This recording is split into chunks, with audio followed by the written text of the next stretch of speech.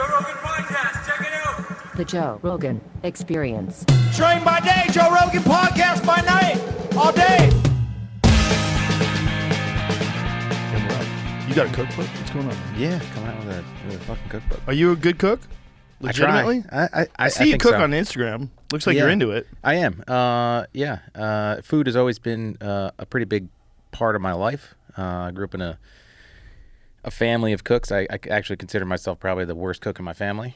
Don't say that before you sell in your book. I know, but like I'm still pretty good. Like both my brother Dan and my other brother Michael are both.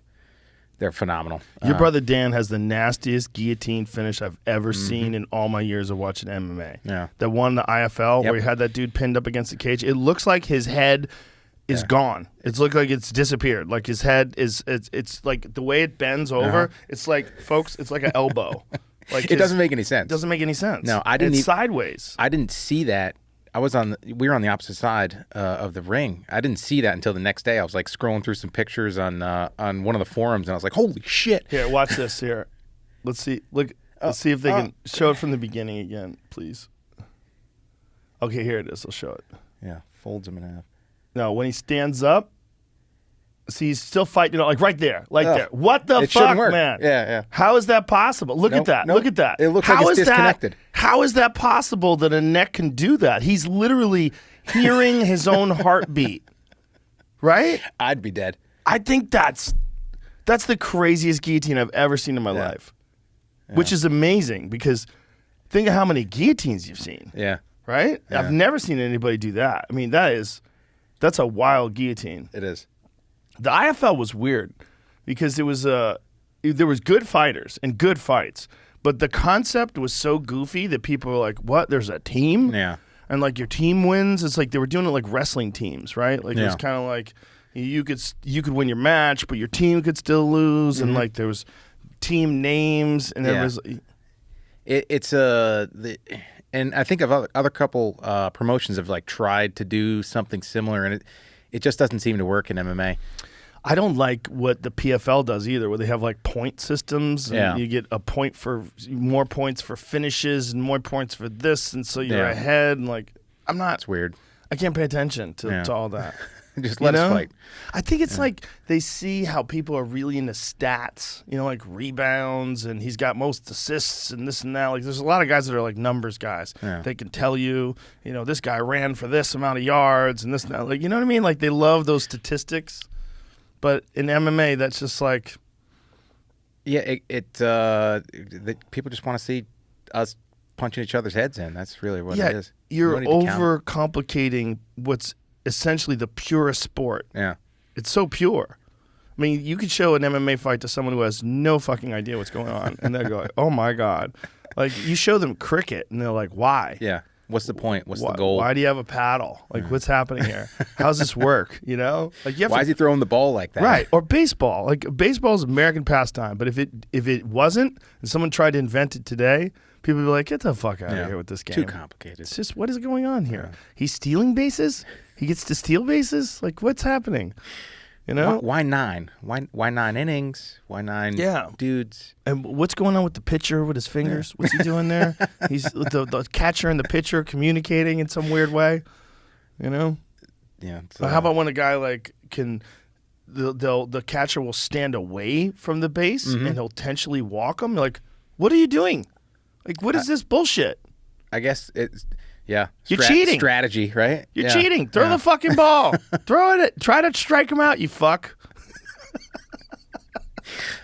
It's silly. Yeah.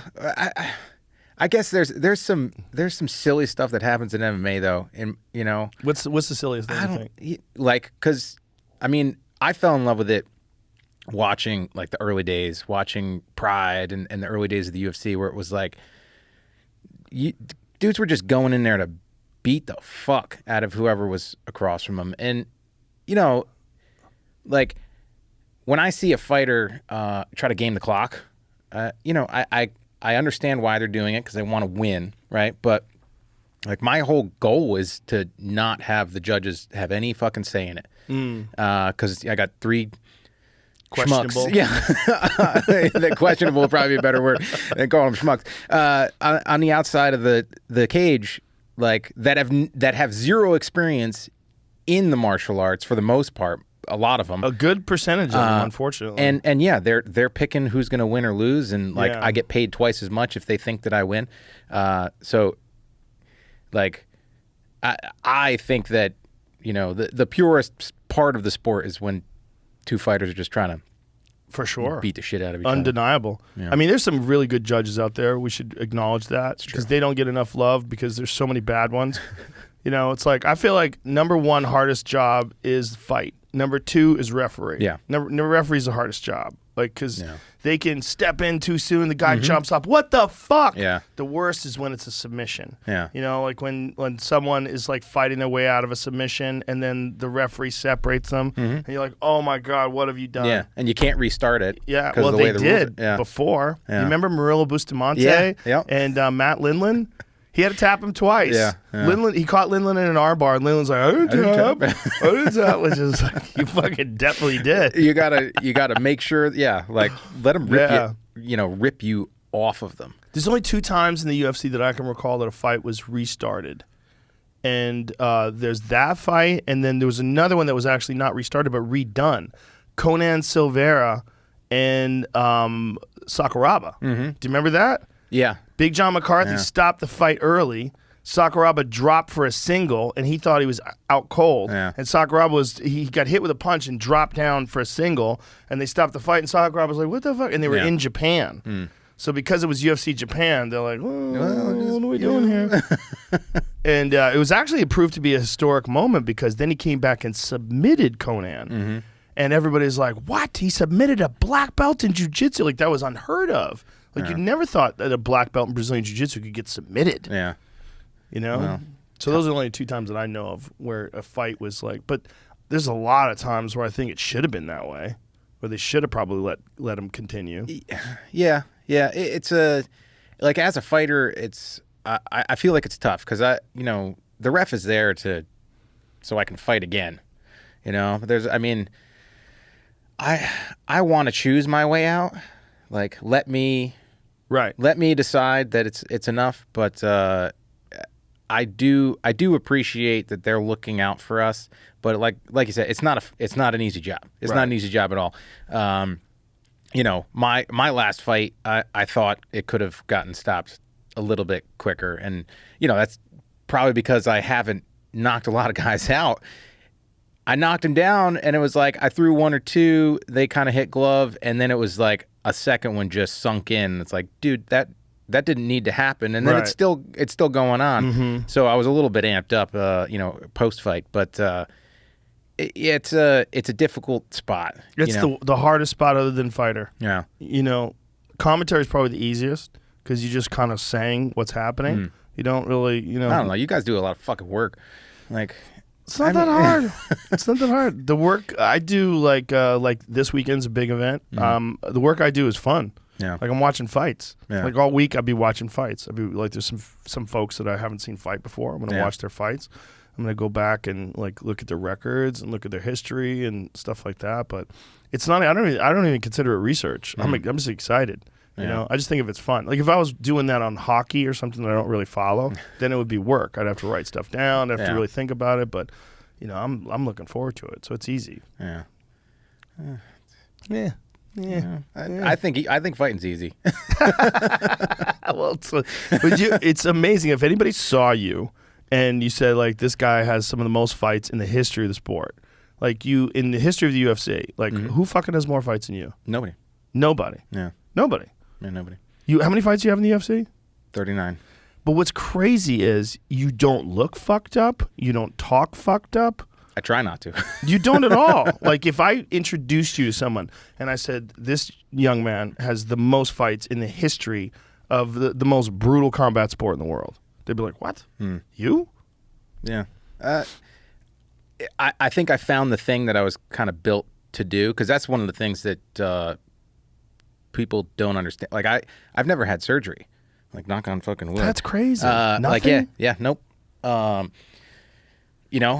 only bone that I've ever broken is I chipped my my sinus when Dan Hooker kneed me. Like chipped the outside of my sinus. That's the only bone I've ever broken. Really? And that just heals up on its own? Yeah. There was nothing they could do for it. But like, and I've been bounced around outside the octagon, probably worse than I have been inside the octagon. And it's like, shit, man. Like I was just kind of like built to take lumps, I guess. I've got a fucking giant head for a 5'8" dude. And I think that's helped me, absorb some shots. And then stylistically, I try to like, I do sacrifice some power for trying to be protected. But, well, you're very smart defensively, as at the same time you're hyper aggressive, which is very interesting. It's a good combination of two things. Yeah. Well, you're also very good off your back too. It's like the combination of all those things is like, you can, there's not a place where you fight where I'm like, ooh, this is not his best. Like there's some guys that get taken down. You're like, he's kind of fucked here. Like you don't have like a spot like that where you're in a bad position. I try, that's one of the exciting things about the sport is there's so much shit to do and to learn. It makes it difficult on one side that like, you have to try to get in workouts for, not only to be a good, technical fighter, but a good athlete. And then you're working on, ground stuff, clinch stuff, wrestling, striking. So there's so many pieces to the pie that you got to like stuff in there. It's not like, hey, all I do is grab a ball and run. Right. So, we have to, find your strength and try to fight to your strength. And I think that's an issue that sometimes fighters get away from is they learn new things and then they don't fight to their strengths that like got them there. Right. Like I've done that in the past. In what way? When I fought Gray Maynard, like that was my third fight in the UFC. Tough dude, good wrestler, better wrestler than me. Big step up. But like to that point, I really hadn't been doing like private striking training. Like really? Dude, before the UFC, I was taking like Thai classes at night, like group classes. Like a kickboxing class? No, well, first 6 fights, yeah. Really? Basically, yeah, my first 6 fights, I started out at a place called Planet Jiu-Jitsu, tiny, little bit bigger than this this studio here, this room of the studio. I was taking like cardio kickboxing classes because I had never thrown a punch before, and it was helping me, but the ball had already started rolling, so it was like, fuck it, like we're just gonna go. Take me back to like, what was your initial martial art? What was the first thing you ever did? Wrestling. Yeah. And that was in high school, or that was as soon as I could walk. Okay. My mom's side of the family, pretty fucking good, wrestling locally. And then one of my uncles was a 2-time national champion for Lehigh. He was actually an Olympic qualifier in 1980 when we boycotted. Wow. Mike Frick, yeah.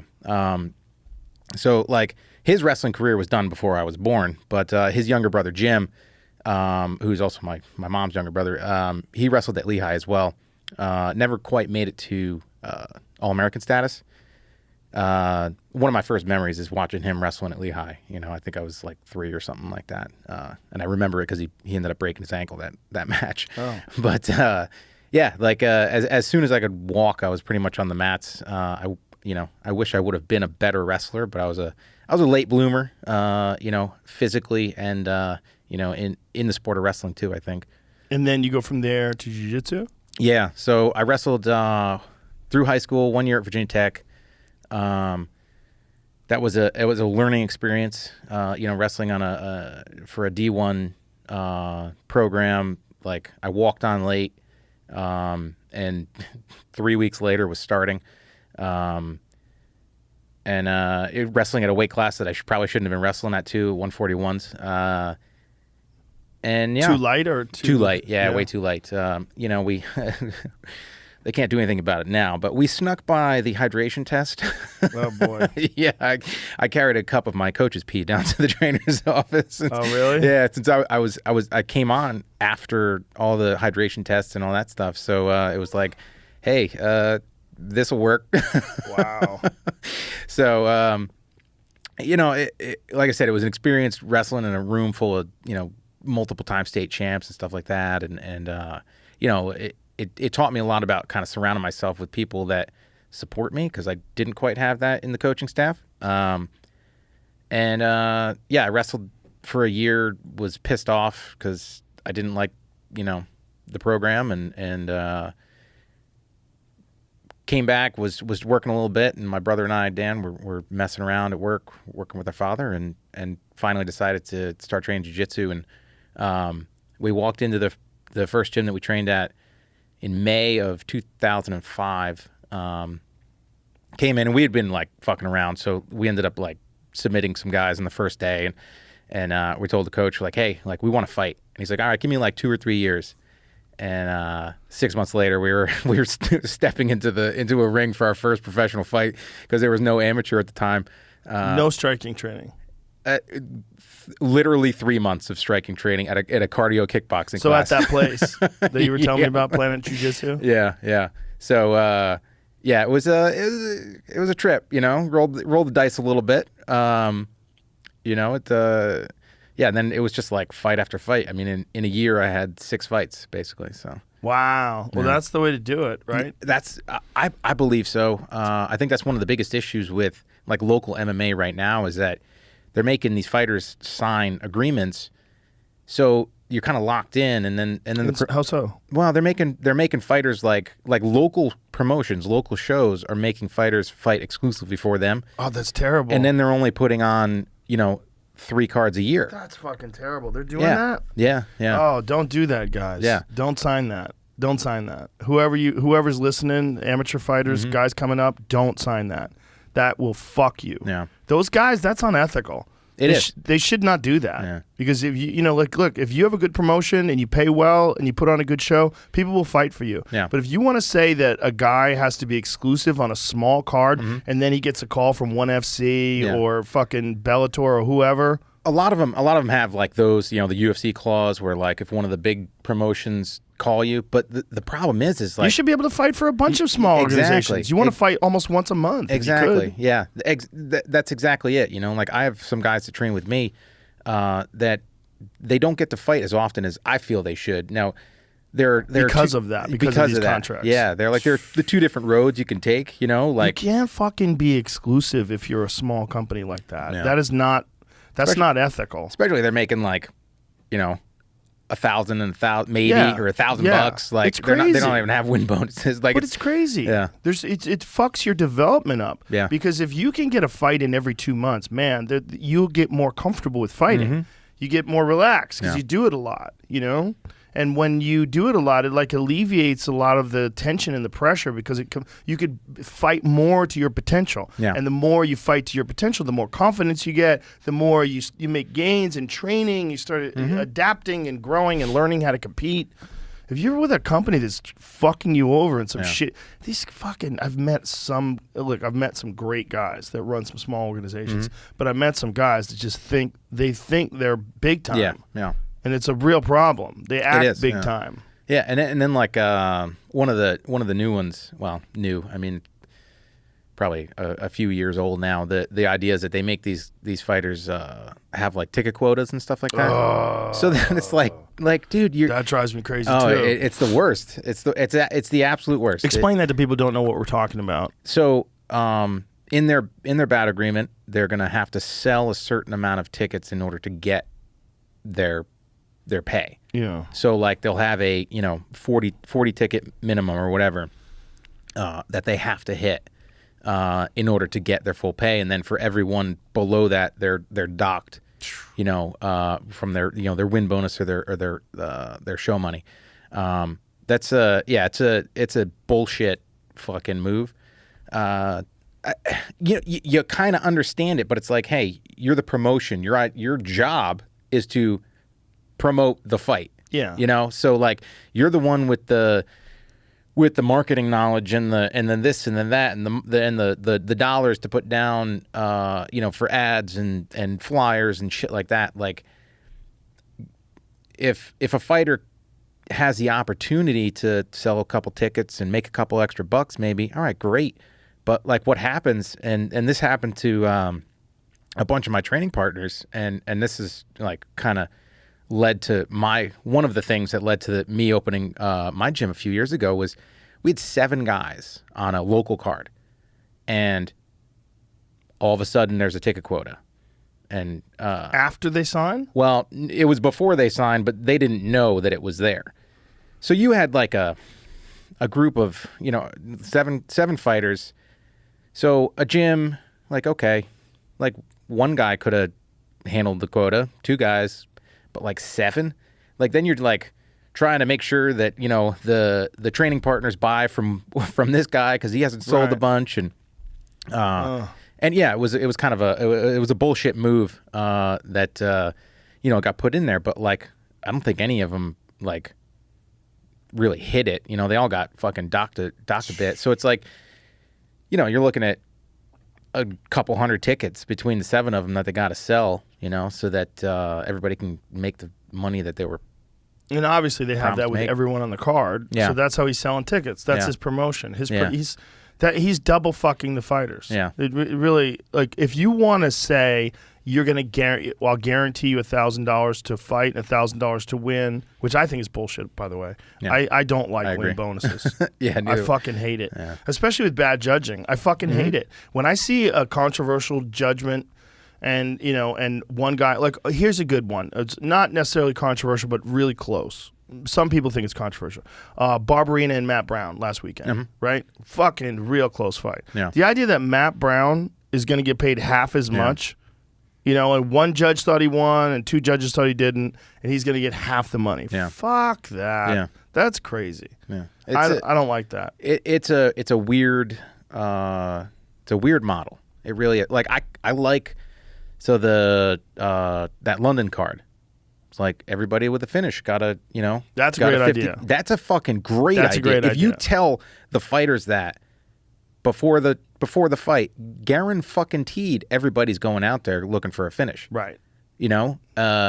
And that's what I want to see. Like that's what I'm trying to do in the fight, no matter what. But like, as a fan, I want to see aggressive fighters, not guys that are just trying to, game the clock, win a couple points, and get the W because they granted they used effective octagon control, but like, right. I want to see finishes. And that way you eliminate all the fighters that get fucked over by bad judging, because then they don't miss half their purse. Yeah. Because if you're missing half of your pay because of bad judging, that should stop. That should stop. I just don't like that, man. Yeah. I love the incentive, the finish incentive. That's great. Yeah.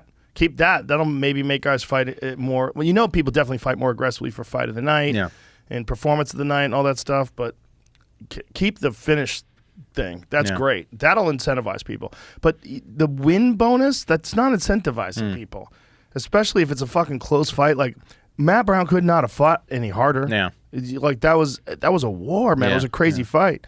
But the idea that he only gets half as much because of some subjective opinion on whether or not he did enough. Yeah. And this is not taking anything away from Barberina. It was a great fight. Yeah. Real good fight. And, maybe I would go back and score it for him if I watched it and, tried to score it.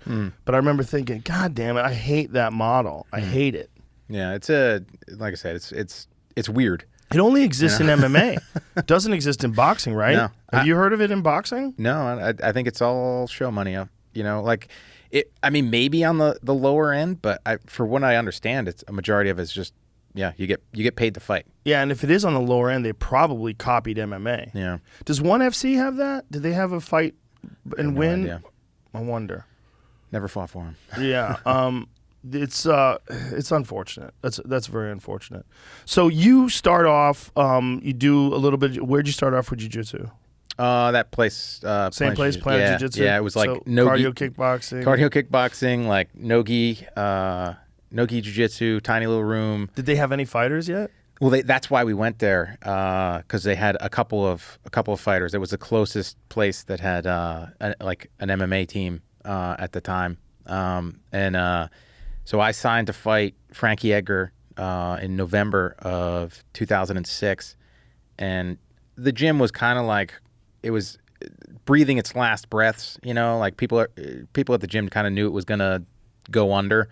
And it did like 3 weeks before the fight. Oh no. So it was a shit show of a camp, like Frankie was training with Team Rhino at the time, which was huge. They had like 60 fighters, something like that. And I had like 2 16-year-old blue belts and like a purple belt and another purple belt who was 305. And like, I had Dan to train with for like 2 weeks. He had cracked a rib, and then like the first sparring session, I just hooked him to the body, and I was like, fuck. So he was out. So it was a shitty camp. Great fight. Frankie and I've never seen the fight, but I had people coming up to me for years after that one, like, dude, that fight with Frankie was crazy. Do you watch your fights afterwards? Not usually. How come? I don't know. Like, as I remember. Like, I remember the good and the bad, and it's like I should, but like I'm focusing on like what's next and just trying to get myself better and work on those things. I let my coaches kind of peel that stuff apart. Do you watch tape on other guys, on opponents? Occasionally, usually just to see them fight, but like I'm not trying to break things down, because I kind of what happened in that fight with Gray is that like I expected him to throw overhands and like looping punches.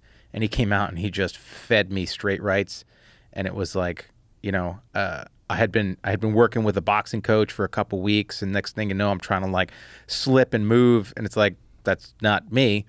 But I'd been doing it for a couple weeks, so I kind of picked it up, and yeah, he broke my nose pretty early in the fight, and then continued to hit it, and yeah, it was like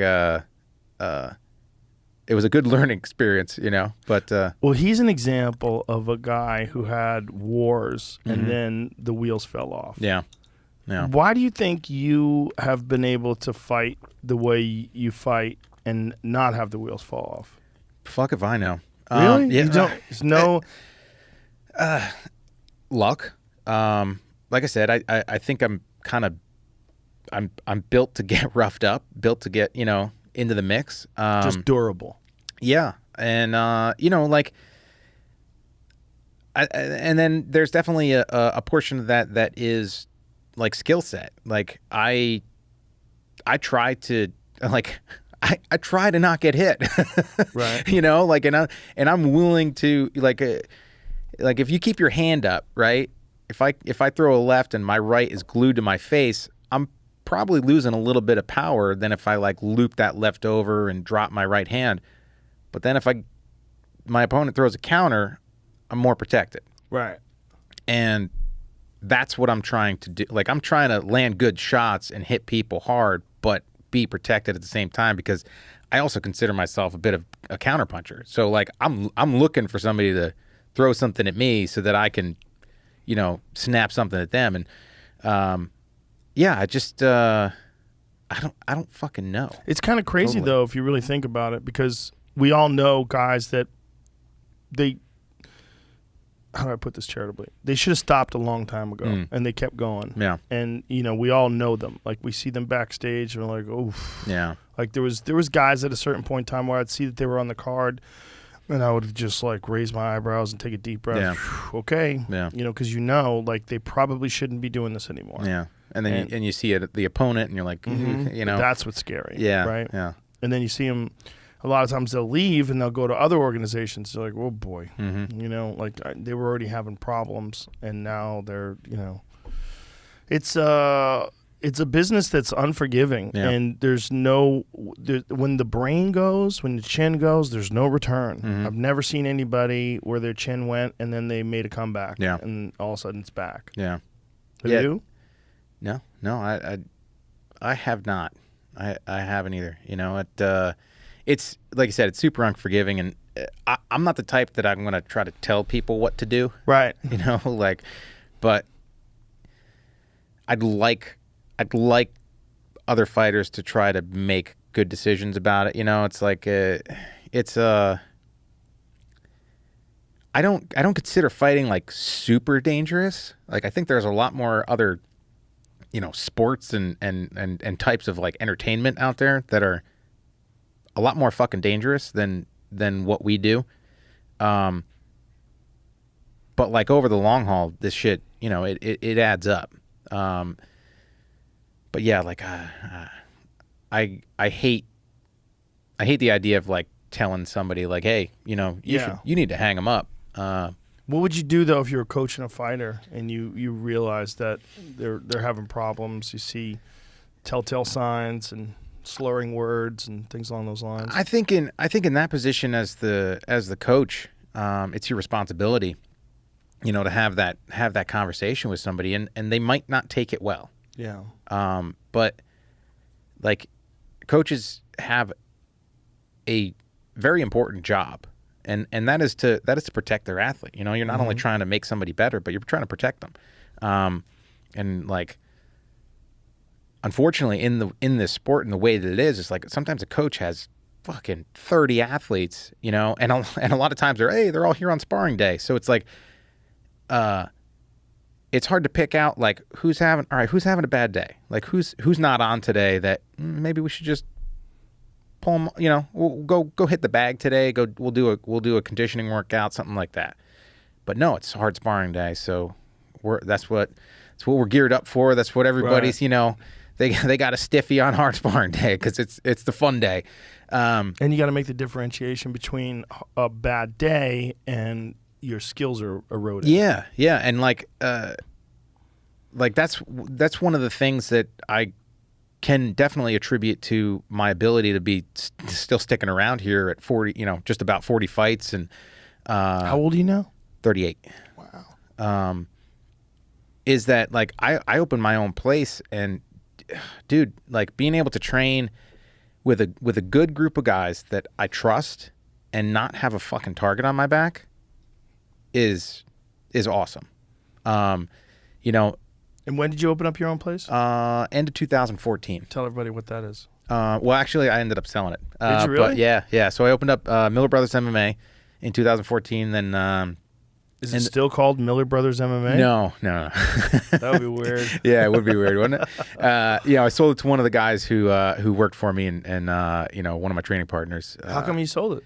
Because, you know, it was like COVID was a pain in the ass. Obviously, and it was going to get to that point where in order to get it at least back to where it was, I would have had to be there, you know, teaching classes all the time and stuff like that. And I was like, you know what, I'm gonna fight as hard as I can for as long as I can. You know, I put it out in the air that I want to fight at UFC 300, and I think the best way to get to that point is to just focus on fighting and not be, you know, teaching classes. That's the goal. 300. That's the goal. Yeah. We're at what, 270? What's this weekend? 273. Is that right? No. So I think like it should be about 2 years from. You know, so you want to hit 40? What? Years old. Well, I'll probably be like pushing 41. Yeah, ooh. I think it's going to be tough. Yeah, I can slow my pace down. In terms of the amount of fights you have? Yeah. I like to fight. Shit, I'd love to fight 4 times a year. But you know, 3 times a year is pretty good. When I get those like 8-month layoffs, I fucking hate it. So where are you training now? So I'm training still at the same place. Oh, okay. Yeah. What do they call it now? Sussex County MMA. Yeah. So still the same group of guys. You don't have to think about. I don't have to deal with the bullshit. Yeah. That's nice. You know, whatever the hell it was, like $7,500 a month to keep the lights on and the rent paid and all the utilities. So it's like it's nice to just be a fighter again. Yeah. There's a side of me that I enjoy teaching to a degree. I enjoy teaching like self-defense a little bit more than I like teaching jiu-jitsu. Why so? Because jiu-jitsu's got like a couple different parts of it. You know, you've got the sporty side, and everybody's motivation is different. If I'm teaching somebody how to defend themselves, that's like, hey man, it's fucking hardcore. I get to be an asshole.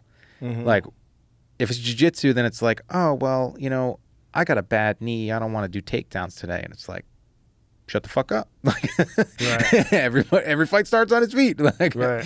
You know, like, oh, but you're training so that you can go pull guard at a competition, like, or whatever, you know, like, I think jiu-jitsu is for everybody. I love it. But I just find that my personality type, aligns more with like, some Rex Kwon Do type stuff. That's hilarious. Did you ever think at any point in your career of relocating and going to a big camp like American Top Team or some? I did. So we, my brother and I were training at AMA Fight Club in New Jersey, and there was some bullshit, and we had a great group of guys, and that's kind of why I opened the place. And it was like, do I open my own place or do I go to a ATT or something like that? And honestly, I feel like having my own spot it saved me. If I was in one of those big gyms, like late 2015, early 2016, when I was sick with Lyme, I don't think I would have fucking made it. Honestly, I think that just the attitude is different, right? When you've got a big group of fighters, there's definitely ego, and that doesn't go away, right? But there are plenty of sessions where it was like I was kind of like I literally defend myself sometimes. Like some of our sparring days were fucking insane, and like we had like I said, a fantastic group of guys. My brother and I, and Charlie Brenneman, and we had like Jamie Varner came for a bit, and Brian McLaughlin, and Rafael Oliveira, Tractor, fought in the UFC for a bit.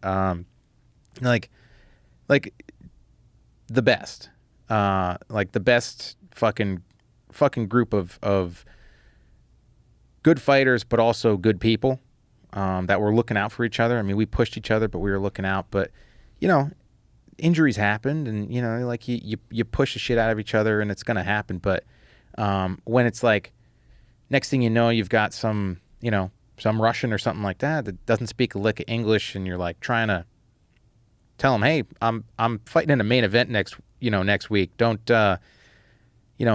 stomp my knee, please. Right. And then it happens, and then it happens again, and then it happens again. You're like, it gets stressful. And I've heard some of the other fighters that have left some of the big gyms talk about some of the same stuff where it's like, because obviously the gym is looking for as many people as they can because it's a revolving door.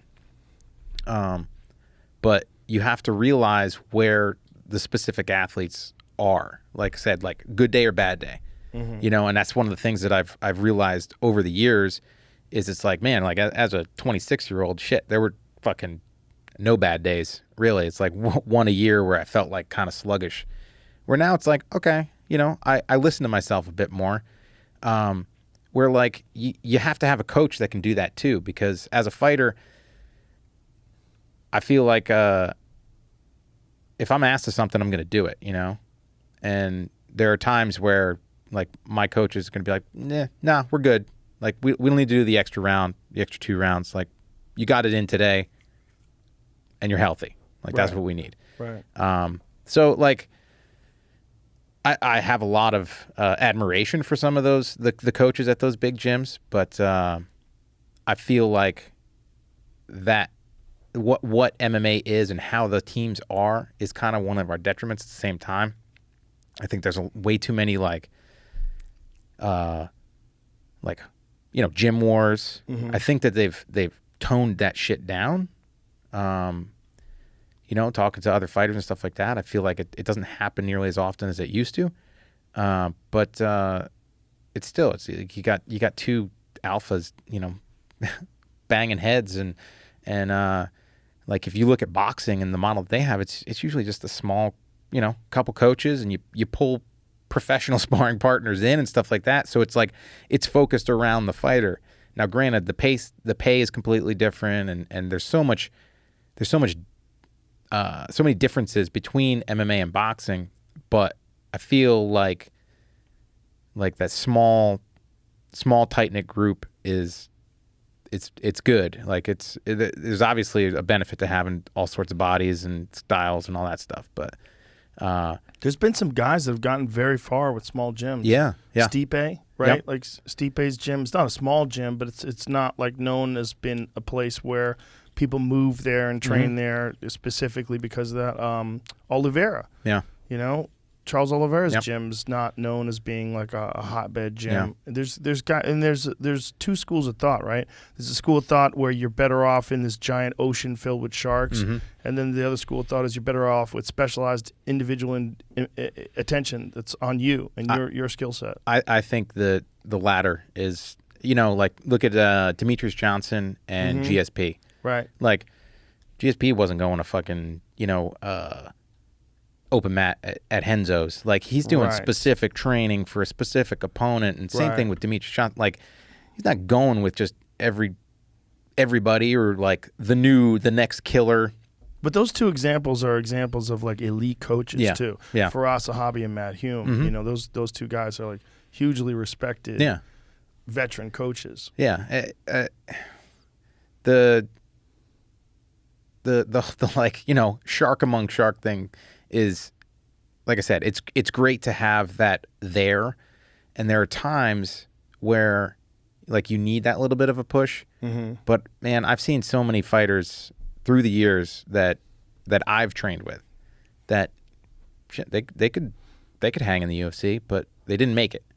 Right. For, you know, for like, various reasons. For various reasons, and you know, personal life stuff is probably a big thing, but a lot of times what ends up happening is that personal life stuff falls into, you know, finds its way to the training mat, and then a couple of bad days of training, and it's like, fuck this.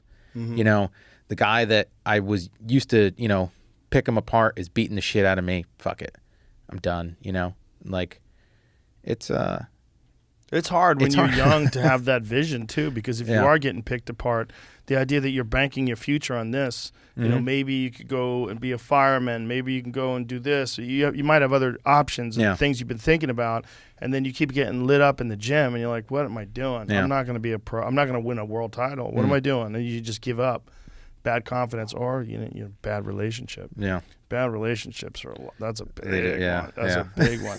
I knew this one guy that right before his fights, his girl would start big drama with him. Right before his fights, like the night of the fight, she would leave the hotel, storm out, go down the bar and drink, and it was like, oh my God. And his coaches would be going crazy, like they control this lady. Yeah, and you know, and he's fucking the night before his big fight, and she's down at the bar in the hotel in the casino, and he's like, what the fuck, man? But it's like there's certain people, male or female, that need exorbitant amounts of attention, and when they feel like you're paying attention to you and this one goal, that fight takes away from them. Yeah. They're vampires. And they're like, I'm not getting enough blood. I'm going to have to go downstairs and get some other blood. Yeah. I mean, this really, right? We know people like that, right? We do, right? Yep. Seen them plenty of times. God. Plenty of times. It's horrible because you want to tell the guy, like, you got to get out now. Yeah. Get out now and run. Change your phone number and throw that old phone in the ocean. Like, get the fuck out of here, man. Move out in the middle of the night. Don't let her know where you're going. You gotta go, man. You gotta go. It's like, I mean, my wife and I, Angel, she's shit. She bet on me. You know, like, I mean, we're a team, and I wouldn't be still fighting today without her. You know, like, it's been a long road, and well, most guys like you that are like super successful over long periods of time do have a steady relationship. Yeah. Because it takes that factor out of the equation. I think for fighting, it's very important. I mean, you look at all these fighters that are elite and have done really well for long periods of time. A lot of them are married. Yeah. A lot of them have families. That's just like a stable home life. Gives them comfort and security, like relaxes them. The guys that are out chasing tail all night long, like, and dealing with, 50 different DMs that you're juggling back and forth, and like those guys are crazy. Like that you only have so much bandwidth in your life. I don't understand how they do it.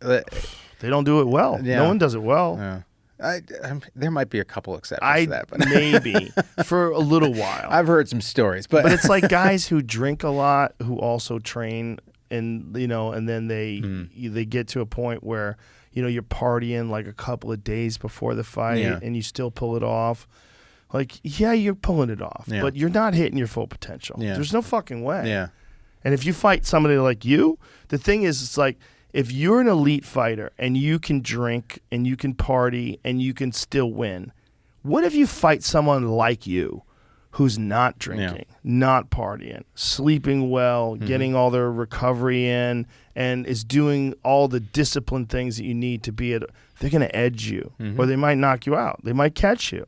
They might catch you because even though you're a bad motherfucker, there's a lot of bad motherfuckers. There are. There's a lot. And everybody's got an off switch, and everybody can make a mistake. Everybody can get submitted. Fucking plenty of jiu-jitsu black belts. You throw strikes into the mix have been choked out. So when Rodolfo Vieira got submitted, remember Hernandez caught him in a guillotine, and we're like, no fucking way. Yeah. Like, that tells you right there, that guy is a gorilla. Yeah. I mean, he is fucking jacked in an elite Brazilian jiu-jitsu black belt. And for him to get submitted, anybody can get submitted. Jacare got submitted, remember? I mean, people get submitted. Got his arm broke. Got his arm broke, man. Yeah. Muniz is no joke, man. That guy's terrifying. Yeah. It's just, we're humans. Yeah. You know, the body's not designed for this. So speaking of we're humans, like, tell me about this Lyme disease thing, man, because I'm terrified of Lyme disease. It's a bitch. So I, 2015, I started feeling like shit, and it was like joint pain. I was getting some neuropathy. I'd sit on the floor with my kids and my legs would fall asleep, or just positional shit. And it's like I fucked my neck up in 2014, 10 days before I fought Yancy Medeiros. So I was like, okay, my neck's banged up. Like what, bulging disc? Like what? I don't even really know. You didn't get an MRI? No, I didn't get an MRI. It was 10 days before the fight. It was the most unspectacular thing. It was like a whiplash injury. I was sparring Mickey Gall when he was like 22, 21, and he threw like a hook, and I just clinched a body lock, and my head hit his chest, and it just tweaked to my left, and like I felt it. I have it on video, and it's like I shrug my shoulders, move my head around. It was the last round of the day. I was like, all right, this is gonna hurt later, but we're gonna get through it. I only got to that fight because of a chiropractor and his magic fingers, and some Graston. So a lot of the symptoms that I was getting from the Lyme, I attributed to being a fighter. Like, my knees hurt. Well, of course they fucking hurt. I mean, to the point where I'd be 45 minutes into a training session and have to get up like an old man, push on my knees and stuff like that. It's getting, numbness and tingling. I was getting like brain fog, and it was pretty good. I kind of go into a room sometimes and go to clean up and just kind of get lost. Before my fight at 196, it got so bad that I was contemplating retirement at UFC 200. I was like, I'm going to get through 196. I'm going to ask to fight on 200 to retire. And you did not know you had Lyme? Did not know I had Lyme disease. Like I said, I nervous system was kind of shot. Joints were swollen. I'd get some twitching in my eye was mostly where I'd get it. It was just for days on end.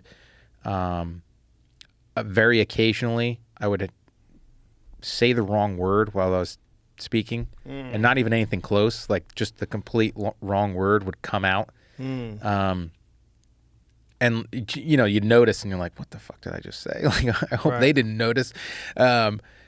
So I was telling my doctor about this before my pre-fight physical, or during my pre-fight physical for 196, and he's like, honestly, I think you have Lyme disease. And I was like, all right, so we ran some tests, tested me for Lyme. To this day, I still don't test positive. It's about 50% of the people that have Lyme test positive for it. So he's like, if it's Lyme disease, and he's like, we ran some other tests. There's some antibody that I had that showed an infection that they associate sometimes with Lyme. So he's like, we're going to put you on Doxy. And he's like, if you do have Lyme disease, within, a week, 10 days, he's like, you're going to feel different. What is it called? Doxine? Doxycycline. Doxycycline. So I fight Diego, and that was the first time, I was kind of out of it. I could barely train for that fight. like I would miss training sessions, like live grappling sessions or sparring sessions, and like because I could barely get out of bed or like so I would get in maybe 6 sessions a week, you know, and kind of just focused on like, all right, well, just be in shape, you know, like I could run on the treadmill. That's the easiest thing for me to do at that point, was to run on the treadmill, which is weird. It's different than what most people experience. Most people experience difficulty doing aerobic exercise, and they can do anaerobic stuff. I couldn't do anaerobic stuff. Like if I lifted or did sprints, I'd be banged up for fucking days. So, and that fight, like I remember, like when I fight, and I think it has to do something with the lights too. Like I don't see the cage, like beyond the cage. I don't see anybody in the stands. I barely hear my fucking corner, for crying out loud. So that fight, during the whole fight, I could see like throughout in the stands, you know, I was so like unfocused, that like it was a weird experience. It's the only time it's ever happened to me. But I get out of the fight, and get on some doxycycline, the following week. And it was like within a week or so, just like my doctor said, I started feeling way fucking better. It took me a few years to figure out when exactly I got bit. I had assumed that it was probably early 2015. And then after learning about, you know, the early symptoms of Lyme disease and pulling my head out of my ass and remembering the experience that I had in 2013, I'm pretty much 100% confident that I was bit in like late May, early June of 2013. What makes you think that? I had a period of time where I was like, I basically had morning sickness. I was extremely nauseous in the morning. And like early Lyme, it's like flu-like symptoms and migraines and stuff like that. And so I had really bad nausea. Like if I picked up my coffee cup and I was like breathing in and I got a big whiff of my coffee, it would make me gag. Really? Yeah. Or like brushing my teeth, I'd just the taste of like the toothpaste would make me gag. I had 2 kids in diapers at the time. Every time bringing the friggin' garbage out, oh man, I'd be dry heaving the whole way down the driveway for like 2 weeks. And I was like, my kids are in daycare. I think my niece had like rotavirus or something at the time. I was like, I got a stomach bug, like whatever. And then I got a series of migraines, like right kind of as the nausea was dying down. I got, I don't know, I think it was like 7 migraines in 10 days or something like that. So I went to neurologist and ENT, ran a bunch of tests. They tested me for Lyme, tested negative. They couldn't find anything. So they're like, hey, we're gonna kick the ball down the road a little bit, see if it comes back, and, you know, and figure out what we can do. So that I kind of forgot about that. And after, you know, kind of educating myself on Lyme after I, you know, was diagnosed, I was like, maybe that's when it was. But it took a while to get over it, because it was, you know, just about 3 years that it had untreated, you know, and the bacteria is a sneaky little bitch. They call it the great imitator because it can give everybody completely different symptoms. And it can pass the blood-brain barrier and all this other shit, you know. It also has like a toxin in the cell wall of it. So if you kill too much of it at one time, or in a short period of time, you experience what's called like the Herxheimer reaction, which is basically you're being like poisoned by the death of the Lyme bacteria. Ooh. Yeah, it's a shitty. It's a fucking amazing thing, because it's like, here's this little bacteria that when it dies, it makes you change what you're doing, so that you don't like. Getting over Lyme is, especially like untreated for a while, is a marathon, and I'm not good at that shit. So like I was on doxycycline for 6 months. You know, I ended up 6 months. Yeah, That's an antibiotic. Yeah, it's an antibiotic. I was 6 I was months. shitting fucking like 4 to 5 times before noon. I mean, in 2016. So leading up to, like, I started to lose a little weight in 2015, but I used to walk just under $190. After that first 6 months on doxycycline, I was walking around at 163 pounds before the Thiago Alves fight. Whoa. Yeah, I lost a fuck ton of muscle. And of course, it's like, oh, it's USADA. Jim's off the sauce. It's like, no, I'm pooping so much. Like, you have no idea that I just can't keep up with it. But you were still fighting. I was still fighting. Yeah. That's crazy. So, but we're not even done, Joe.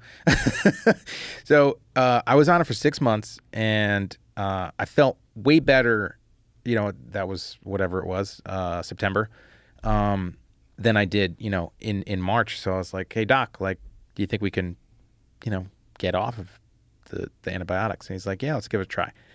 And it was about 7 weeks. And then I started to feel like my symptoms were coming back. And then me being an asshole, I'm like, no, they're not. Like, it's not the Lyme again. So like, I kind of waited, and by the end of the year, it fucking kicked my ass. Like, leading up into, what was that, 208, when I fought Dustin. Like, that was the hardest couple weeks before a fight that I've ever had. Like, I because I was trying to get back on the doxycycline. I was trying to supplement even way better. And, you're not supposed to take it within 2 hours, like 2 hours before, 2 hours after supplements and stuff like that. And like, I don't like working out with food in my stomach. So, and I can't take the doxy on an empty stomach because it then, makes my stomach upset. So I was like trying to figure out like the best way to get back on it. And it just kept kicking my butt.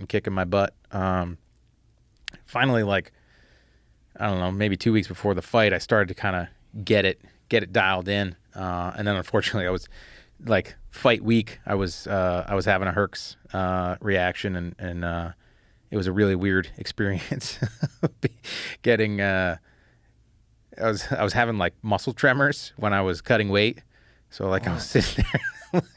like punching? Yeah. I couldn't stop my arm from moving. Wow. Like, that's gotta be freaky. My vision was a little messed up, and I don't know if it was the lights or whatever, but like, when I fought Dustin that night, like, everything kind of had like a yellow hue to it. It was weird. And I don't know if that was just my eyes being weird or what, but. So this is the side effect of the virus exuding a poison? Yeah. Wow. Yeah. Cause I finally like kind of figured it out, like right before that fight. So then like 2017 was, like, I was still dealing with it, and it was difficult. Like, the first half of the year was pretty difficult. And then like through the summer, it started to like get a lot better for me. I changed my diet. I started eating a lot better food. I mean, like, when I first found out I had Lyme, we were trying to like kind of adhere to the Lyme diet. The Lyme diet is like basically a paleo. It's an inflammatory disease, so avoiding alcohol, sugar, gluten, dairy, stuff like that. But it's like, I also had a bunch of little kids, and it's like, well, if I'm making my food and trying to make their food so they're not eating mac and cheese, hot dogs, and chicken fingers every day, like, this is going to be really fucking hard. So, like, I've never like adhered to that diet like specifically, but totally eat a ton more like whole foods and vegetables and shit like that now. So, and definitely like, I eat drink way less, So how did you get off of it? How did you kill the Lyme? Is it 100% done, or do you still have like relapses? I haven't had a relapse since about 2017. Yeah. Oh, that's nice. So 5 fucking years of freedom. Yeah. And so you went through it for essentially like a solid 4 years? A few years. Yeah. So it was, well, like, it took a while for it to start kicking my butt, like, I had that first instance in 2013 when I first got bit, but then like, I couldn't really tell anything, But if you had gotten on antibiotics right then, you probably could have killed it. Yeah. 3 to 4 weeks is usually what doctors will prescribe, and if you catch it early, you usually fare pretty well with it. But like, yeah, it was 2017, I didn't feel like I could start really like excuse me, like pushing myself and sprinting and lifting again until like maybe April of 2018. Wow. And then I was still on Doxy through that period of time. So I basically took it for about 2 years. So I had a 6-month period, like 8 weeks off. Well, a little more than 8 weeks off, but a couple months off, and then basically 2 years. That's crazy. Yeah, that's a lot. It is a lot. And I what made me completely stop? I kind of had figured out how to the diet and all that stuff, right? And with the meds and the supplements, and I ended up getting the stomach bug was going around. So the last time that I took doxycycline was New Year's Eve 2018.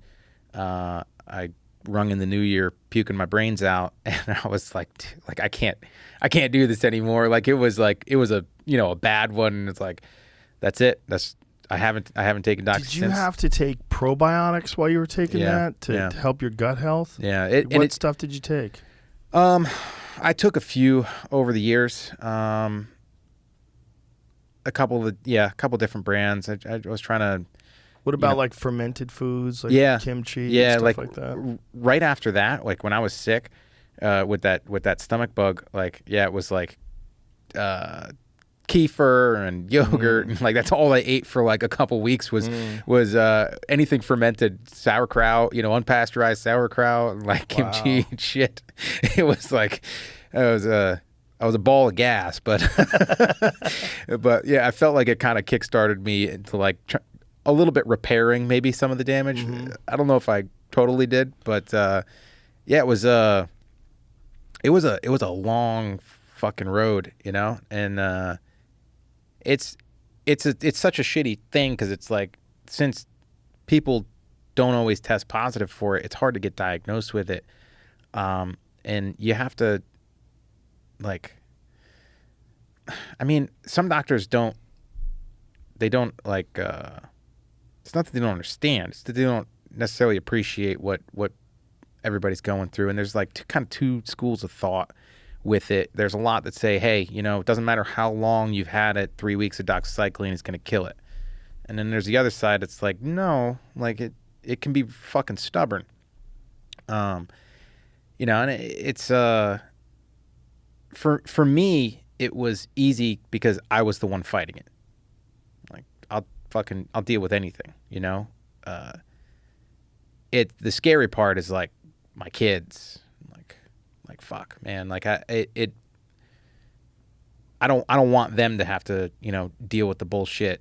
Like I'm used to being in pain, like I'm used to being uncomfortable because it's like I appreciate it.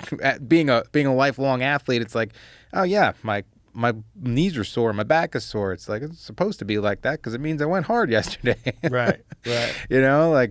I've had the opportunity to meet a lot of people that have been super super tough and elegantly fought this thing. It's a shitty little thing, ticks are assholes and they're fucking everywhere too. It's so common on the East Coast. I know so many people that have Lyme disease. Yeah. And do you know what Morgellons is? You ever hear of that? No. Morgellons is a disease that they don't even know if it's real. And I had to interview these people once at a Morgellons conference, and it's very strange because they feel like they have fiber growing out of their body, and they have like these, they start itching themselves, and they hallucinate. But one of the people that I talked to was a doctor, and he also has Morgellons, and he said, but one thing that we all have in common is, he goes, most of these people also have Lyme disease. And the links between Lyme and like ALS and some other stuff, it's fucking wild. Oh, that makes sense, right? It's crazy. It's got neurological issues. Yeah. But what he was saying is that it's neurotoxic, and that when you say Lyme disease, like if a tick carries Lyme, the way he was describing it to me, it's like it's not as if it's like you can isolate a compound and that compound is Lyme. He said, depending on the tick, it could have a host of different Yeah. toxins along with this one that we consider Lyme. It's Yeah. not one thing. Yeah. And he said the Lyme disease itself, like when people have Lyme, one of the symptoms is this neurotoxicity. And that in neurotoxicity, he believes that it can trigger hallucinations. So he was seeing like things moving across his eyes. Like he would look at himself in the mirror and he thought he saw like a worm moving across his eyelids. So like these people, they start scratching themselves and they itch like little holes in their skin. And then you get carpet fibers or like dog hair or something on it. And you think you're growing hairs out of these fibers. And part of it is because you're kind of hallucinating. Wow. And this is very controversial. I'm not sure if this is right or wrong, but it made sense when he was saying it, that everybody who he knows who has it, or a large percentage of them, of course, in your situation, you didn't even test positive for Lyme. But he was saying a lot of these people also have Lyme disease. Yeah. There are a lot of like, I know of a lot of like co-infections, right? So I always hack up the name. It's like Borrelia or whatever is the typical like Lyme bacteria, but sometimes there are certain types of like mold that create sensitivities, and I mean shit, you get the Lone Star tick. Yeah. With you get allergic to red meat. It's like, alpha gal. My friend Evan has that. Yeah, Evan Haver. Yeah. Yeah, you know Yeah, Evan. yeah. Yeah, he was. We were hunting together, and he told he couldn't eat red meat. I was like, "What are you saying?" Yeah, we've talked about it a little bit. It sucks. Yeah, it's fuck that. I know that would be the worst. That's 80% of my diet. Yeah. And he shot a giant elk too. So there's like 400 pounds of red meat that you can't eat. I haven't asked him like, what were your symptoms? Right. Like, is it could worth you it? tough that out? Yeah, I think it's bad. Yeah. I think it's pretty bad. Like you get a little itchy, or like, Right. Does your asshole prolapse? Like what? One of my kids is allergic to dairy, but she'll take like a Lactaid if she wants ice cream and just fart it out. And she had no idea why. She was so farty. Then we realized we had to take her to run some tests, and she has like a legitimate allergy to lactose. My oldest, when she was born, she was lactose intolerant, so she like was just fussy as hell. We didn't figure it out until like we put her on like a even though I hate it, we put her on soy formula, and it was like day and night. Really? All of a sudden she's sleeping like. And then my youngest, he was lactose intolerant for, I don't know, like maybe the first year or so. And then he kind of grew out of it. That's interesting. Yeah. My middle daughter was like that too. We gave her milk one time and she threw it up all over the place. And I was like, that's interesting. Like what's going on? And like formula with milk, like milk formula, she couldn't tolerate it. But breast milk, no problem. Yeah. And then as she got older, it went away. But now she just avoids it. And, it's nice when your kids eat healthy. Yeah. My kids eat healthy, fortunately. But man, it would be a trip when one of their friends would stay over, and you'd have to feed them, and you're like, what do you eat? Like, you don't eat that. It's like, can you give me pasta with butter? Like that's all you eat? Yeah. Like okay, we can definitely have pasta with butter, but I need you to know that there's nothing in there. Yeah, like there's no protein in there. There's no vitamins in there. Like you're not getting any real food. My kids are good. Like they have their picky moment, except for Wyatt, my 10-year-old. That kid will eat anything, and he will out-eat the both of us combined. And he's like, I mean, he's a decently sized kid, but like, he's fucking strong as an ox. He's not like a huge kid, like, and he will eat like a man, and he always has.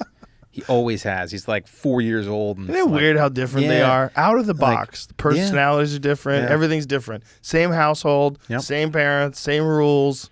Yeah. They come out of the womb different.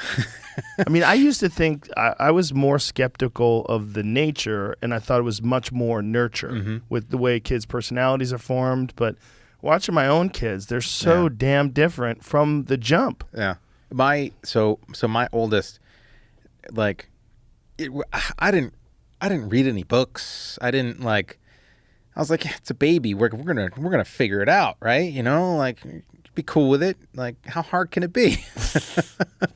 Like, when she was born, she had, I don't know, probably 3-4 inch long, like black hair. She had hair on her arms and legs. She had When she was Popeye born? forearm. Yeah, when she was born, She had hair on her legs? yeah, like Popeye forearms and A calves. wolf. She was a like a little monkey. Like like she popped out and I was like, holy shit! I have a picture of her at a day old holding her head up. Whoa. Yeah, she's laying on my chest. I'm doing like the the skin to skin thing, and my wife snapped it. She like picks her head up, and I'm like, what the fuck? You know, the other three like total newborn baby, like loose head and all that stuff, and it was like a complete trip going from her, who I mean, as soon as she could stand, she could run and jump. Wow. Like she was born at 3 months old. It was crazy. That's wild. Yeah, and she's shit. So she's she'll be 12 in like a month and a half, and she's as tall as I was when I was like 16. Wow. like she's totally gonna be taller than me. I mean, my dad is was 6'4" before he squished all his discs. How old is she now, though? She's 12. Just about 12. That's usually when they hit periods, right? 12, 13. We don't want to go over that. Yeah, I know. Believe me, I've been through it. But when they do that, that's when they kind of to slow stop down. growing. Yeah. For girls. Yeah. Boys keep going. Boys keep going until they're sometimes like 19. Yeah. It's wild, the difference. So I got girl, boy. Your dad was your dad a wrestler as well? No. My dad, I think he wrestled like 1 or 2 years, but like he probably could have played football. He was a big dude. How do you smush his discs? Carrying heavy shit. Like my dad is he still is today, just in a different way. But he, like, growing up, he was a cartoon character. Like I was looking through some pictures, and I posted one a couple weeks ago. He looks like fucking Mr. Incredible from the cartoon movie, the Pixar. Like, his head is just fucking this giant block, and like the one picture, I mean, he's got the 80s shirt, and it's like a V-neck or something, and it's just this big plume of fucking black chest hair coming out, and it's like, dude, like he was 6'4", 240, like just it's towered above everybody, and everybody thought he was like bigger than that. Like, it's okay, I've met plenty of people who are bigger than he was, but he had this like presence that he was like 7 foot tall and 500 pounds, like. But yeah, he used to carry just stupid shit. And Did he get his discs fused? no, they're just still kind of fucking little. That's a shit design. Yeah. The disc is a shit design because it's one of the things that goes in fighters, in wrestlers and jiu-jitsu people more than anything. Everyone I know that does jiu-jitsu has disc issues. After a while, you just hit a point where something's wrong. Yeah, he definitely like exacerbated those issues. like I've seen him. So used to do like residential framing, the like skeleton of the house, and this one builder that he used to work for, guy was a little tiny Italian guy, was a bit of an asshole. He wouldn't like backfill the houses to the foundation, so it was, you had like one spot to maybe bring lumber in to the the foundation. So when we're doing the beams in the basement, like, you'd have this 40-foot beam that weighs 800 pounds, and it's like, you really don't have a good way to get it across the fucking to the other side. So that motherfucker would cinch his tool belt tight, tall enough his shoulder just fit right where the middle of the beam was, and he would pick that fucking shit up and walk across the stone, 3/4 gravel stone basement, get to the other end, lean back a little bit, lift it up, and put it on the side. And it's like 800 pounds. 800 pounds. Yeah, he dragged 800 pounds. He carried 800 pounds. Carried off the ground. Off the ground. Yeah. Yep. That's insane. It is insane. He's that sounds like one of the strongest humans that's ever lived. He's got some stories, but how long is the beam? 40 feet. How is that possible? so we weighed it. So every foot weighed like 19 and just under 20 pounds. So he's in the center of this? Yep. Bouncing on his shoulder. 800 pounds. Yeah, 800 pounds. It's fucking wild. That's crazy. Yeah. It's almost hard to believe. It is hard to believe. I've seen him almost die a few times too because doing stupid shit. Really? Yeah. There were a couple occasions where it's like, oh fuck, like he's not gonna be moving. The one time we were raising a great room wall, so it was 2x6 wall, and we had this machine, this rough terrain forklift, and it was the biggest piece of shit. Like, company colors were rust. Like, that's, like we didn't have a shit ton of money growing up. So like it saved so much time having this forklift. So he buys this thing. It had an old straight 6 from I think it was a 6, might have been a 4, from a Jeep that was taken by the Nazis in World War II, and actually had a swastika welded onto the case of it. Whoa. Yeah. Like, he found this thing in a junkyard, and like, really? yeah. And it was like it was the biggest piece of shit, but it saved us so much time, like getting stuff up to the second floor and all that shit. So it got to a point where it would just constantly stall. It had 0 brakes. So he's lifting this wall and, or going to lift this wall in like kind of position. And so we had it laid out. So you got these 2x6s, and there's like the king stud, which runs up where the header is, the big piece that like over the windows and fireplace. And then like liners. So it was like, I think it was 3 2x6s. So he's driving, it's got this tiny little cage like over top of it, and it stalls. So the machine starts rolling backwards, and these 2x6s get caught on the back of the cage, and like it's winded back. And my brothers and I are up on the second floor, and we start fucking screaming at him because you see it just like winding up. So he like looks and he sees it, and he throws his head down as hard as he can as the 2x6 slides off, and it was like a Sammy Sosa 450-yard bomb, like crack. And it's like, I'm jumping off the second floor. My brothers are sliding down the studs to get down to the floor. Like, and he rolls out. He rolls out, and he like gets up. The machine rolls into the woods, and he's like, "Fuck it!" Starts swearing. He said, like Yosemite Sam. Bumps anything, starts swearing like a sailor. And it's like, you're standing up. Like, what the fuck? Like, you should be dead. Like, you should literally, your brain should be like 20 feet that way. Wow. Yeah. So he ended up, the back of his head ended up swelling up pretty good, but he was okay, concussion, but like, he was okay. You come from durable genes. Yeah, dude. Like, he actually got an MRI a few years later. And the doctor's like, he's like, your brain looks good and everything. He's like, one interesting thing is that for the size of your head, your brain is kind of small. He's like, you're telling me I've got a BB in a boxcar? He's like, pretty much. So wow, that's weird. He's got Homer Simpsonitis. So it's like he's just got an extra thick layer of bone around his head. Oh, man. Yeah. So there have been a couple others that were like, dude, saw him cut himself with a chainsaw once. That was exciting. Oh, Jesus. Yeah. It's funny how some people are just born more durable. Do you ever see when they examined Marvin Hagler's head?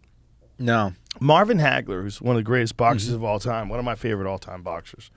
Marvin had muscle on the outside of his head like headgear. Yeah. They said the size of the muscle outside of his head was far larger than a normal person. Wow. Like unusually large. To the point where it's literally like he had like a cushion on the side of his head. So weird. That's wild, yeah. Well, he also had a tremendous chin anyway. He was only knocked down once ever in his whole career, but it was a bullshit knockdown. God, I forget it. Juan Roldan. Okay. I'm pretty sure it was Juan Roldan, but it was a fake knockdown. Like, it should have been a slip, and they called it a knockdown. It's like, man, it sucked because like you go and watch the punches he absorbed from like murderous knockout punchers like John the Beast Mugabe, Tommy Hearns never goes down. and this one slip. It was almost like the guy like he cuffed him in the back and kind of pushed him down. But his head, he had built in these muscles right here, like the mandible muscles. They were like extra thick. That's the fucked up part is that my head is just as big around as my dad's, and he's 8 inches taller than me, and it's like I could take my hat and plop it onto his head. That's it's crazy. Like if I didn't have like, a hunched over, Quasimodo posture, I'd probably look like a lollipop. It's but yeah, he fucking his head is super. Do you ever go back and look at your career and go, man, what would have happened if I didn't have that fucking Lyme disease? No, not really. Just deal with it. Yeah, just deal with it. I'm not that type. I'm good at what's right in front of me, like going forward.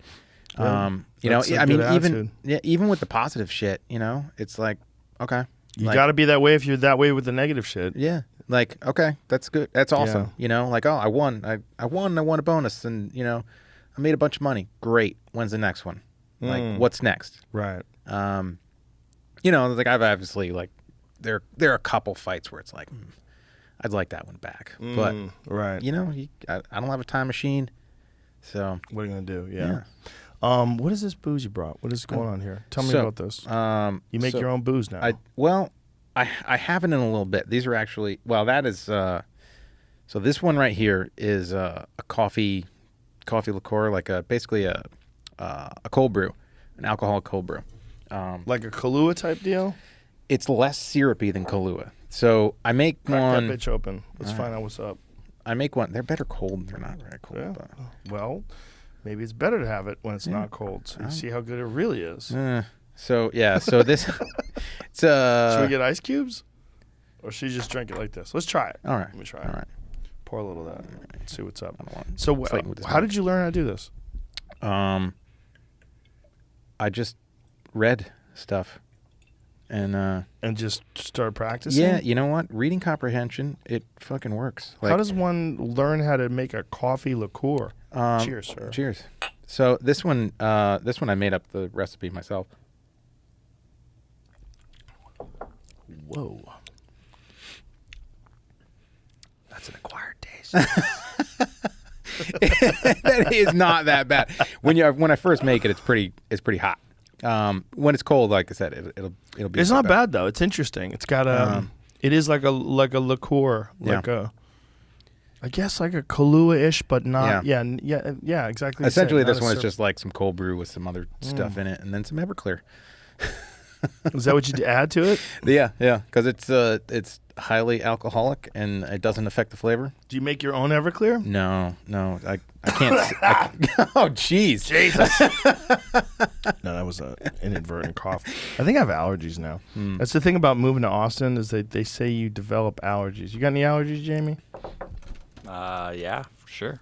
Did you get them before you came I here? had them. I lived in Ohio a long time. Yeah. Had some weird stuff. I'm starting to get like I'll get like runny nose and I think I'm sick, but then I work out and I feel great. Yeah. I'm like, I think it's a fucking allergy because the pollen's in the air. Like I went out to my car there. I have a black truck. It was covered with like yellow stuff. Like this is wild.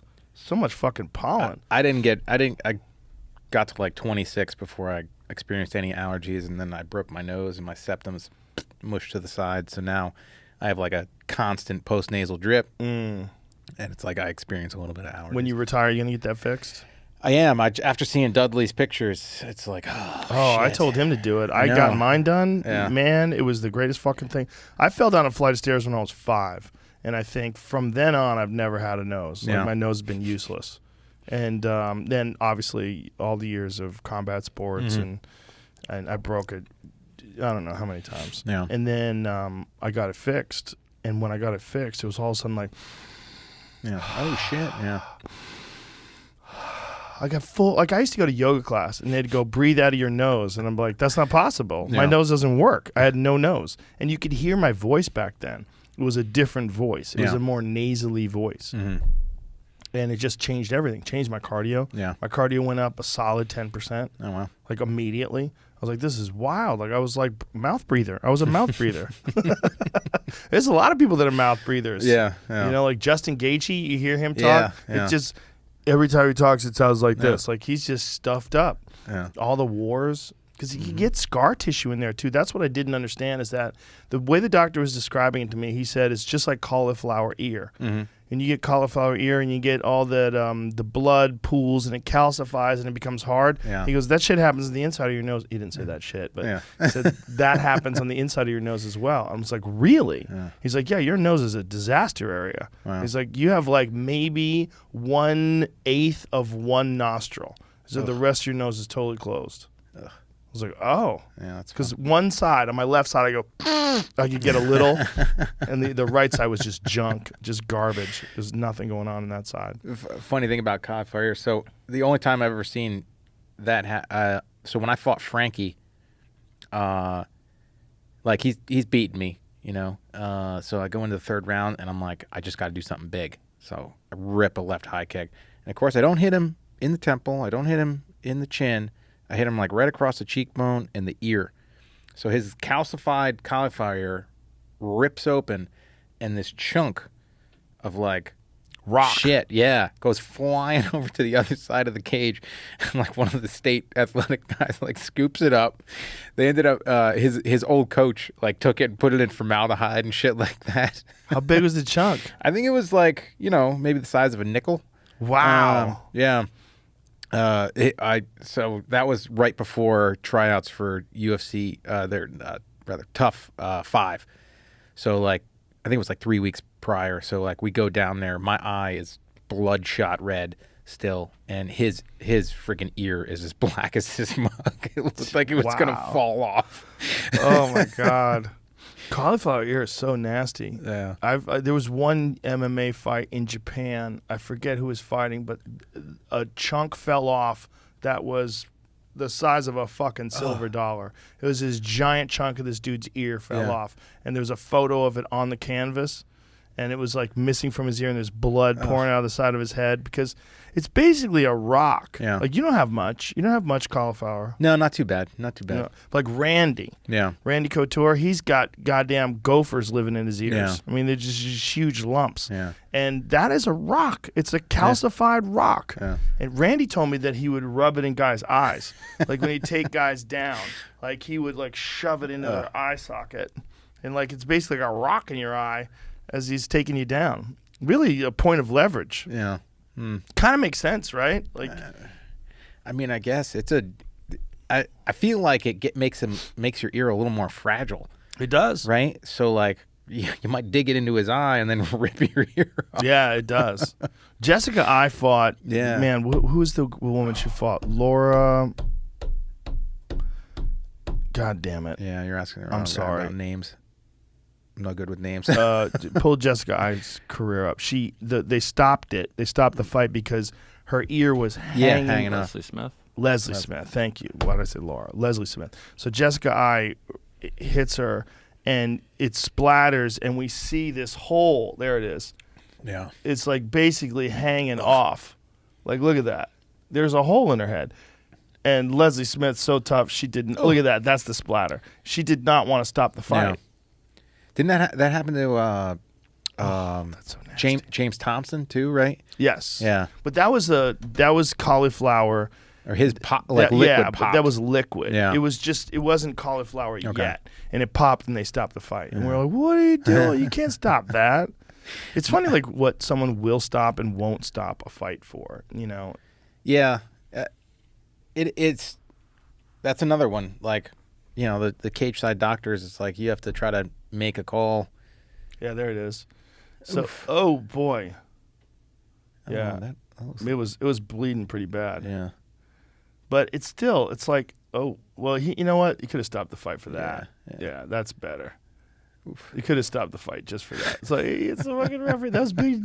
That's funny. That's Big Dan. Yeah. Yeah. I mean, that was a lot of blood coming out of his ear, but I think the punch that Kimbo hit him with was worth the knockout. Yeah. That's you know, the ear thing is weird because that fucks with your hearing. Mm-hmm. Like if you take your ear and you bend it over and listen to things like that, it sounds different. Yeah. And then you pop it open, boink, and now you hear everything. Yeah. Like that's how you're supposed to hear. Yeah. Like the ear's designed that way for a reason. Yeah. So I like never wore headgear as a wrestler ever. You know, like I'd have to for matches, but at practice, I never wore it. Never got cauliflower. I'm training for my first fight, and all of a sudden it's like my right ear starts puffing up, you know? So I get through the fight, and it's like a golf ball, you know, on the side of my head. So my brother, my oldest brother, excuse me, is a veterinarian. So at the time, he was in vet school down at UPenn, so it was 2 hours away from us. So he comes up for Thanksgiving, a weekend before Thanksgiving, and drains it. He's also stitched me up a couple times on my parents' couch before some of those earlier fights when I got cut in training. But the athletic commission doesn't need to know about that. So he drains it. It was like Wednesday night. Drains it. Thanksgiving, I'm fucking around with Dan, rolling around the floor, and he just goes and smushes it. Oh no! It like before his eyes, it swells right back up. So when it swelled up again, it covered the hole in my ear. So a few days later, I ended up getting a swimmer's ear infection, and that was like top 2 most painful things like that have, I guess, lasted. I'm sure that I've done some things that like hurt instantly, like a lot more. But like the whole side of my neck was swollen. I go to a urgent care, and the guy, instead of like drawing it out and bolstering it and stuff like that, like you're supposed to do, he just lances it, cuts my ear open. Oh Jesus! Squeezes the shit out, and then like gauzes my ear to my head. And I'm like, dude, like I've got a fucking infection in my ear. I can't turn my head. Didn't give me any antibiotics or anything like that. Wow! Like sends me out of there. I'm like, you're a prick. So I ended up going to a specialist. Had fucking no money. Go to the specialist, and he ended up doing it right. You know, putting a wick in there. I couldn't hear anything for like 3 weeks. Oh my God! I'd be driving to practice, and Dan be talking, and all I could hear was the speaker, you know, on my left side, and like he's having a conversation, and it's nothing, absolutely nothing. You know, and then like since then I get little, you know, I've gotten a couple little ones, but like when mine is swelled up and like liquid, it's never hurt me. A lot of people complain about the pain from that, but I've had them be like bruised and sore, but like never like the cauliflower when it's growing like has hurt. But that infection that hurt like a bitch. Yeah, man, it's funny how vulnerable your ears are. Like your equilibrium gets all fucked up too. Yeah. Yeah. Actually, mine are still healing. I was out in Utah last week at the Traeger event, and it was so loud. Like I kind of partially like blew my ear out a little bit at this party. Really? Yeah. It was that loud? It was that loud. So for a few days, it's kind of going away, but like higher pitched noises sound like they're behind me. Do you have a thing from gunshots? No, because I wear my ear pro. When you always do? Well, I mean, not when I'm like hunting or anything like that, but if I'm shooting, right. I'm wearing I ear know pro. a lot of guys that are hunters that have fucked up ears. Yeah. Because of in the early, especially guys who've been doing it a long time because they didn't realize back in the day that you get ear damage from gunshots. Yeah, it's I mean, sometimes it's like I don't wear it anything like when I'm pheasant hunting. And sometimes you shoot a decent amount of times, but like the shotgun is not as bad. Sometimes when I'm shooting, like if I have to shoot, or I decide not have to shoot, I haven't had to shoot my rifle or one of my rifles or the handguns, but like they're a little sharper sounding. Yeah, they fucking hurt. Oh yeah, yeah. I have a 9mm Remington Ultra Mag with with a muzzle brake, and it sounds like I mean, I guess it's a 7mm. Yeah, 7mm. 7mm Remington Ultramag. And it sounds like a fucking cannon going off. It sounds so goddamn loud. Yeah. And if I don't have earphones on or headsets on, if I don't have something, you're fucked. Yeah. Like I would never hunt with that without some kind of plugs in. Yeah, you better be taking one shot if anything, Yeah, follow-up shot, you're going to go deaf. Yeah. I was just the other day I was shooting with my son, and so I've got a 308 bolt gun, and I had him like, laying and prone, and we were shooting it at 200 yards, and every time I'm sitting there, I like got my binos up, and just the way the break was made, it's like throwing the gases kind of back. Mm-hmm. It's like getting slapped, and I kept flinching like a little bitch. And I'm like, all right, he's gonna pull the trigger. Like, just don't flinch. Like, keep your eyes on the target. And every fucking time, I kept like blinking and fucking jarring myself. I have a friend who was a guide, and he lost his hearing because the guy had a muzzle brake, and the guy swung to take a shot. I think it was at a pig. I forget what he said, but it was too close to his head. It blew his fucking ears out. No hearing now. He's got to wear his hearing aids. Yeah. It's spooky. Yeah. It's like your ears, once they go, man. Yeah. It's like your chin. Yeah. Yeah. Yeah. There's just no like thing you can put on your chin to make it tougher again. Yeah. Now that you're 38, and you're thinking of the future, and you put out this cookbook, what do you see yourself doing when you transition out of your MMA career? I'm not totally like I'm not committed to anything just yet. It's like it's one of those things that I feel like athletes in general, fighters included,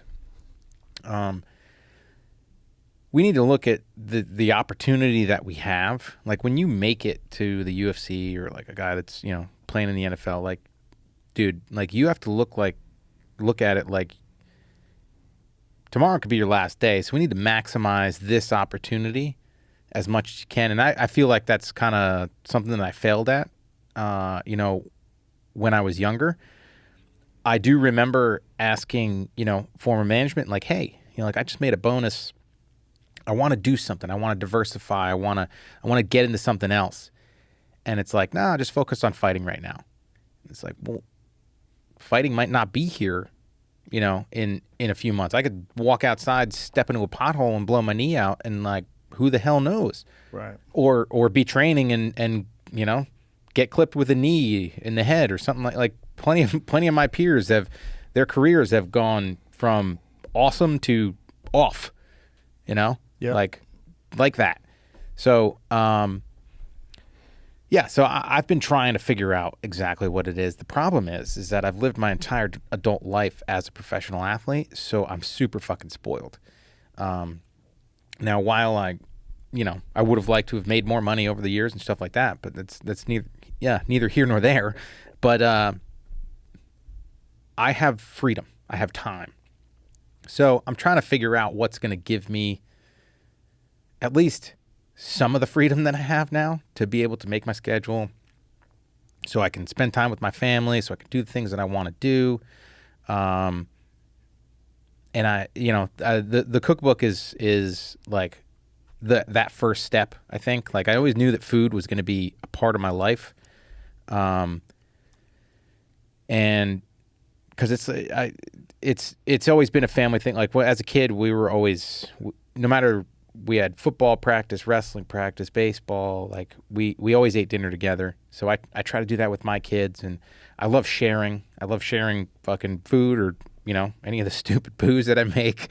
The homebrew. So it's like, how can I do that? And I think the cookbook is I know the cookbook is that first step. I sure as shit don't want to work in a kitchen, but I think like with this, the Fighter's Cookbook, hopefully get people into like kind of realizing that they need to take a little control of their food, because I think it's been such a big thing in my ability to still be fighting today, and my getting over Lyme disease has been my diet.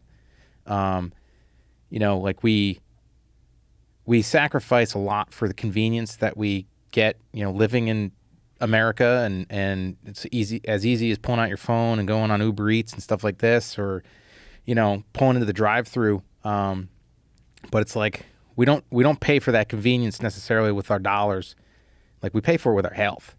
Because while there's a lot that goes into like the food science and all that bullshit, and I'm not a fucking expert with it, I know what real food is, and I know that I feel better when I'm eating real food, when I'm eating, a deer or a bear or pheasant that I shot and some vegetables that I grew in my garden. I just feel better. I perform better. But yeah, so hopefully the book can kind of create a little bit of an environment, and we can go from there. And I don't know, it's I sure as shit would like to shoot my bow and my my rifle for a living, but who the hell knows? I've also I've spoken to Dudley, and I've dipped my toe into I made a pilot for an outdoor show, and I'm not a huge fan of, like, at least where it was on TV. Mm-hmm. I know that there are athletes that go that direction. What didn't you like about doing? Well, it felt a lot like MMA, like back in the sponsorship days. Like I have a couple companies that I consider myself like friends with, right? Like I Josh Smith at Montana Knives. I love the dude. He's fucking awesome. But the Traeger people are great. Vortex, great. But like, I hate the whole like influencer sponsorship thing. Like, yeah.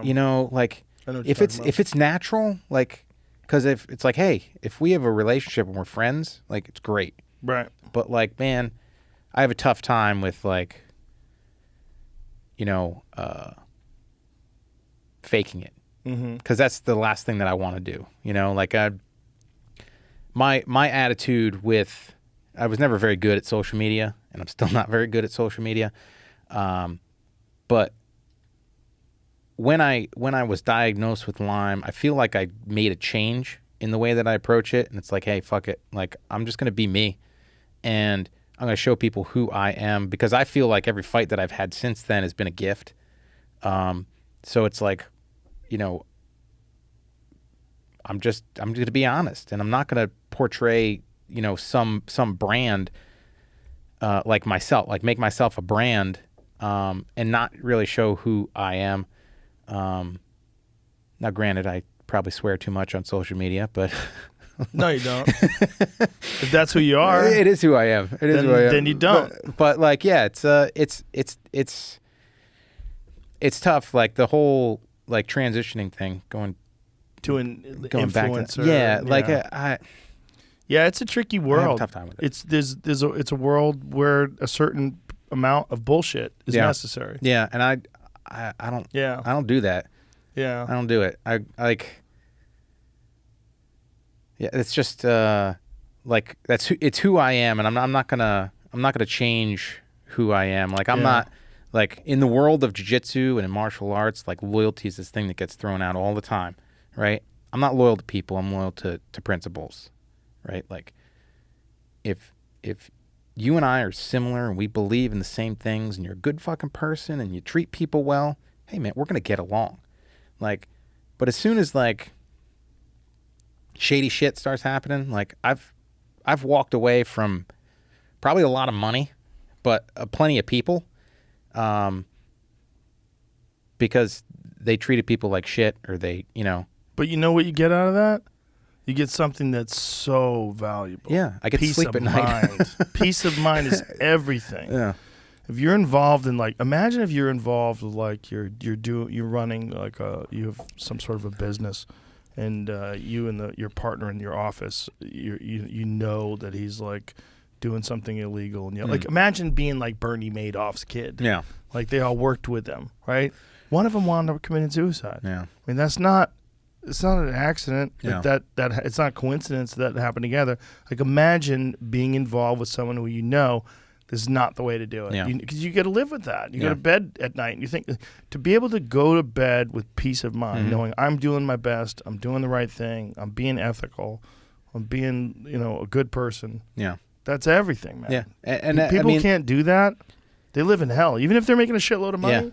even if, their business is running well, if they're fucking people over, I don't know how they do it. Yeah, neither do I. They're the guys that I have around me that have been around me for a long time.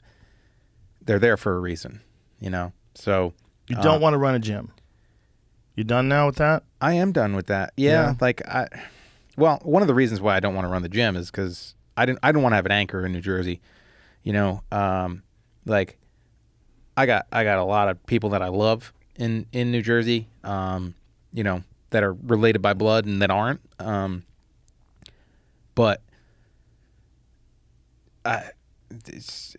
the last 2 years, it's just like, there are better places.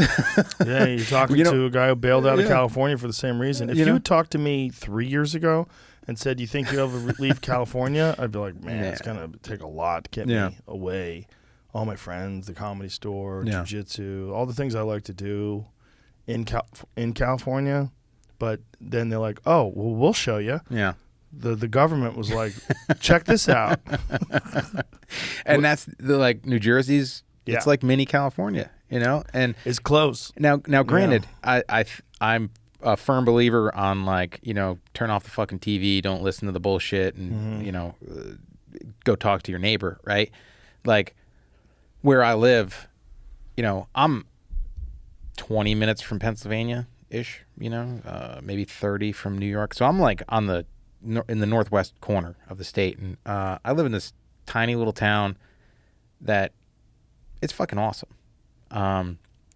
We bought a place right before the pandemic hit and stuff like that, or end of 2019, and it was like, okay, if we're gonna spend a little more time here till I'm done fighting, this is where we want to do it, surrounded by state land, it's great. But yeah, you deal with all the bullshit, the cost of living, the bullshit politics. I had to sign my kids up for private school because public school has to follow by some bullshit stuff that our governor is pushing down the pipeline that mimics some of the bullshit that California has to deal with. There's a lot of things that I don't want my kids to have to learn at school. Like what kind of stuff? Well, a lot of the let's say, you're making me fucking go off the deep end here. We're not even drunk. All right, we're not even drunk. Well, I'm not. Actually a little bit, but Florida's new thing. The whole fucking anti-grooming law. Yeah. Right. So. I mean, why should fifth graders be taught about stuff that like pleasure, right? Well, it's not even fifth graders. Yeah, I know. Florida's is even less. I don't. Yeah. What the hell why is a math teacher in high school talking about sexuality? Right. Right. But so in New Jersey, they're kind of changing over the sex ed thing to start teaching kids about essentially kink. What are you doing for fun with someone else? Mm. And it's a slippery slope. Yeah. It's an adult telling a child what they can do that feels good. Mm. I've had the conversation with my kids about reproduction because we have farm animals. We have right. we don't have a male pig. We don't have a male goat. We just have females, 2 pigs, 4 goats. But we've had the roosters. They're gone now. And we had a male duck until recently because my one new dog is an asshole. And they saw that corkscrew-looking thing dragging on the ground after he was on top of one of the other ducks. So we've had conversations. Explain that corkscrew thing because that's his dick. Many people don't know that. A duck's penis. Very unusual. Oh my god, it's fucking weird as shit. It looks like a spiral noodle, and it's 12 inches long. Yeah, it's huge. Well, I mean, it's For a duck. It's long. Yeah. It's not very thick, right? No. I heard that Doesn't girth have is a what lot of matters. girth. I wouldn't know either, but Yeah. anyway. So we've had those conversations, but it's like that's about like, making baby ducks, making baby humans. The thing about these conversations in school is who's having them? Yeah. Are we talking about a sex ed teacher that has a degree in this and understands, has been educated in how to communicate sexuality and talk to kids? Or are we talking about a history teacher that for some reason wants to talk about queer theory and wants to talk about sex and gay sex and all these different things? Like, I'm not opposed to people being whatever they want to be, but I think there's many people that are teaching children all kinds of things that probably that's not their field of study and they might not be qualified to teach it. And I don't necessarily want them to be the person that introduces my kid to the idea of, whatever, fill in the blank about whatever sexual proclivity. It doesn't seem like that's your business. It's not. I don't think it is either. Especially not for a fucking first grader. Dude, So it's a They weird don't. world That's we live not what they're interested in. Kids, that's not what they care about. So I guess like with New Jersey, it's teaching them about, anal stimulation and stuff like that. Hey. Yeah. Like, which again, two consenting adults. How old are these kids were they teaching them this? That's like 5th grade. So what? Really? Yeah. Like 10, 11. 5th grade, and they're teaching them about anal stimulation. Maybe just math. Yeah. Maybe just history. Yeah. Like it's just not their job to. It's like, I think it's their job to educate children in all sorts of ways, right? You can teach them how to teach. You can teach them, history and sociology and all sorts of things. But when you start doing stuff like that, it's like, why are you doing that? Yeah. What is this? We never had that before. Like, this seems like something that, I mean, some parents are never going to have those conversations with a kid, right? True. Which is maybe not good either. But who are the teachers? Like, are they, what teacher is qualified to do that? I would want to know, who is this person talking to my child about anal stimulation? Yeah. Who are they? Or even What is the conversation like? Is it a skilled conversation? Do they know what they're doing? Or is this like some weird clunky shit where you're saying, try it, Billy, put your finger in your asshole. It feels good. Like, or even just, I don't think anybody's doing that. Just but. like orgasms, right? Right. Like, okay, it's a part of reproduction, but do we need to go into like, hey man, some of them are fucking great. like, Right. like, oh, if she tickles your balls while you're like, Right, they're teaching 8-year-olds that. Like, we don't need to teach them what they can do for fun, or what they can do for pleasure. If it's the creation of life, because I mean, on the flip side, a lot of kids don't understand about death.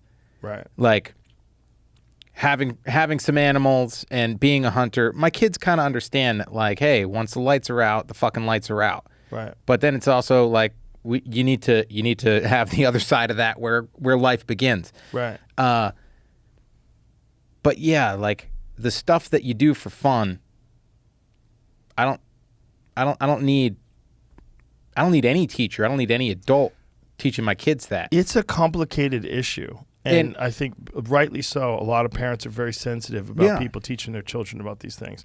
And there's a lot of teachers that feel like they're saving the child because they are allowing the child to explore subjects that the parents don't explore at home. Yeah. And they feel like maybe there's a lot of queer kids or a lot of gay kids or trans kids that don't have these conversations with their parents, and then the teacher could step in and help, and that would be like a way where they could have like a safe discussion about these issues. But then on the flip side, they're trying to hide it. Right. They're trying to say like, hey, you're not allowed to know what we're talking about. Right. It's like, whoa. Yeah. That's not. But they're worried about parents complaining about stuff. But parents have a right to know what their children are being taught 100%. because Because listen, we all know that some teachers suck. We've experienced it. I've had teachers that sucked. You've had teachers that suck. If you have a teacher that sucks and they're teaching you history, the consequences are not grave. If you have a teacher that sucks and they're teaching you, various things about alternative sexuality, alternative sexual practices, like, are you encouraging the children to try this? Are you encouraging the kids to do these? Are you encouraging the kids to have sex with each other? Like, what are you doing? Yeah. And how is this conversation being handled?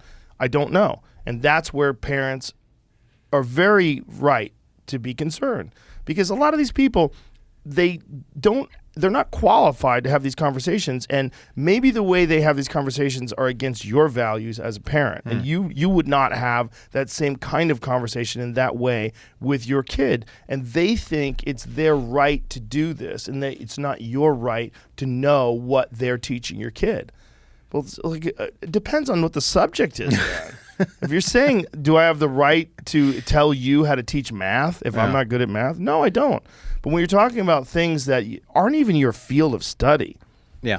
I mean, why? Why is it? It seems super complex. If you want to talk to children, very young children, about sexuality, that seems like that should be something that you go to school specifically for, and then this curriculum is carefully analyzed with psychologists and sociologists and people who are experts in sexual reproduction, and they should have like informed conversations of how to have these conversations. If you're going to have a conversation like that, but you're just like a fucking a history teacher, and you want to talk about your husband, and you're a gay man, this is how me and my husband have sex with each other, and you're talking to a 7-year-old, like, hey, like, maybe this isn't the place for that.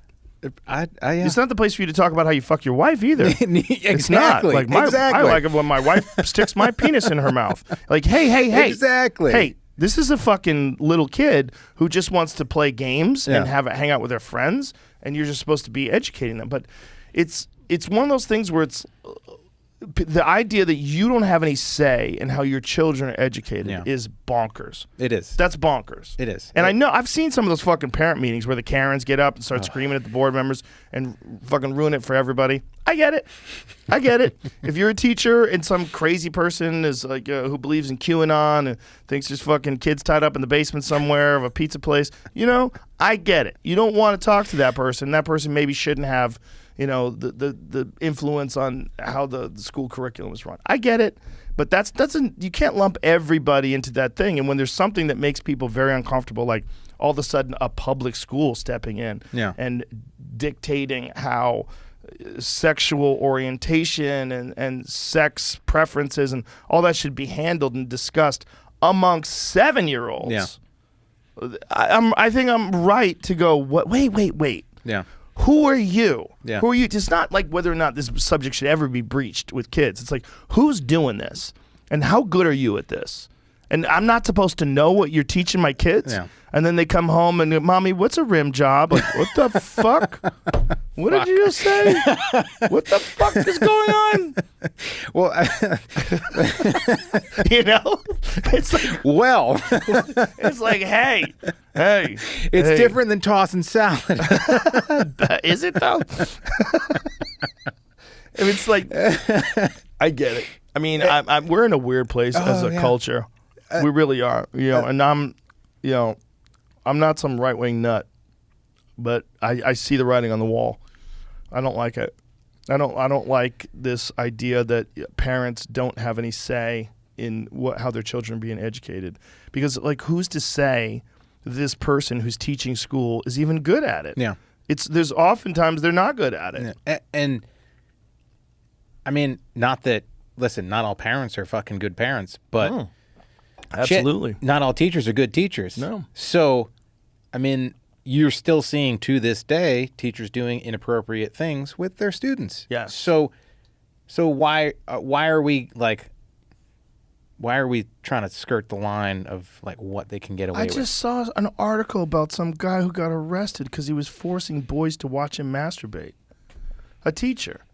Like, what the fuck, man? It's like 13 boys. He forced like 13 boys to watch him masturbate. Jesus Christ. Yeah. What? What the fuck? You know, and then there's the other one that we don't care about is when hot teachers fuck kids. Yeah. That's the weird one. When the hot woman has sex with like a 15-year-old boy, we're like, he'll be fine. It's like those. But he won't. Because we all were like, that would be cool. Yeah. You know, but probably be super confusing. It would be. Well, a lot of. be. I mean, that's there's a lot of those stories out there. You can go find them in the news. Yeah. Doesn't usually wind up so well for the guy. Yeah. Yeah. Yeah. It's But so New Jersey, you're thinking about bailing yeah. out. Where would you go? I don't know. That's a smooth transition right there. I want to go west. I want to go to the mountains, Montana, Utah, Idaho, maybe Colorado. My wife is looking further, like just straight south on the eastern side. So western North Carolina, South Carolina. How old are your Tennessee. kids now? 11, 10, 8, and 6.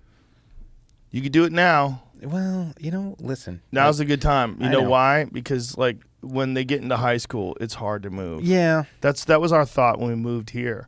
It's like get them in, and they made friends like that. Yeah. You know, I moved to a new high school. I moved to a new town when I was 14, and it was rough. It was not that rough, but I mean it's hard. You got to make friends. It's like everybody grew up with everybody, and I come in, I'm the new kid. It's uncomfortable. Yeah. You know. So yeah, we haven't figured it out yet. I've got a family, and one of my like coaches, mentors is down in North Carolina. So like in that area, it'd be nice. I fucking love Tennessee. North Carolina's nice too. Yeah, it is. They It's get just some wicked storms, bro. they do. Yeah, and it's like like it snows like 2 flakes and the whole state shuts down. That's how it is here. Yeah. Last year, everything shut down. Oh yeah. Well, that was a pretty rough one. I grew up in Boston. Yeah, I know, It's but not like rough. It was fun. I have a 95 Land Cruiser. It's like all built out, and so I was like, yeehaw! But it was driving. cold. It was cold for a while, and yet like people don't It sucked for the people don't know that how to lost like their winterize power. their house and stuff like that. So they lost. People lost their power. That was a real problem. Yeah. That was bad about it. But the roads were what people were complaining about. I'm like, come on. Yeah. It ain't shit. Yeah. You just get used to it. Yeah, Well, it's also having the wrong vehicle is the big true. thing. Like if you don't have a 4-wheel drive. It's true. We had some snow a couple weeks ago, and like there are people out. I think so on a 13-mile drive from my house to the gym, there were 5 cars that were like stranded, and it's like, come on, like one, you knew this was coming, and it's like 2, you should be used to this by now. If I was living in a place like Jersey where it snows, there's not a fucking chance in hell I didn't have a 4-wheel drive. There's no that would be my car. I'm not gonna like when I lived in New York. They're trying to make it so you can only have 40 miles per gallon. Like you have to have something that gets like 40 miles per gallon. Is that New Jersey? In a few years or whatever the hell it is. Stupid That's shit. crazy. Yeah, that's crazy. yeah. My truck gets like 10. yeah, Yeah. 11 if I'm lucky. Yeah.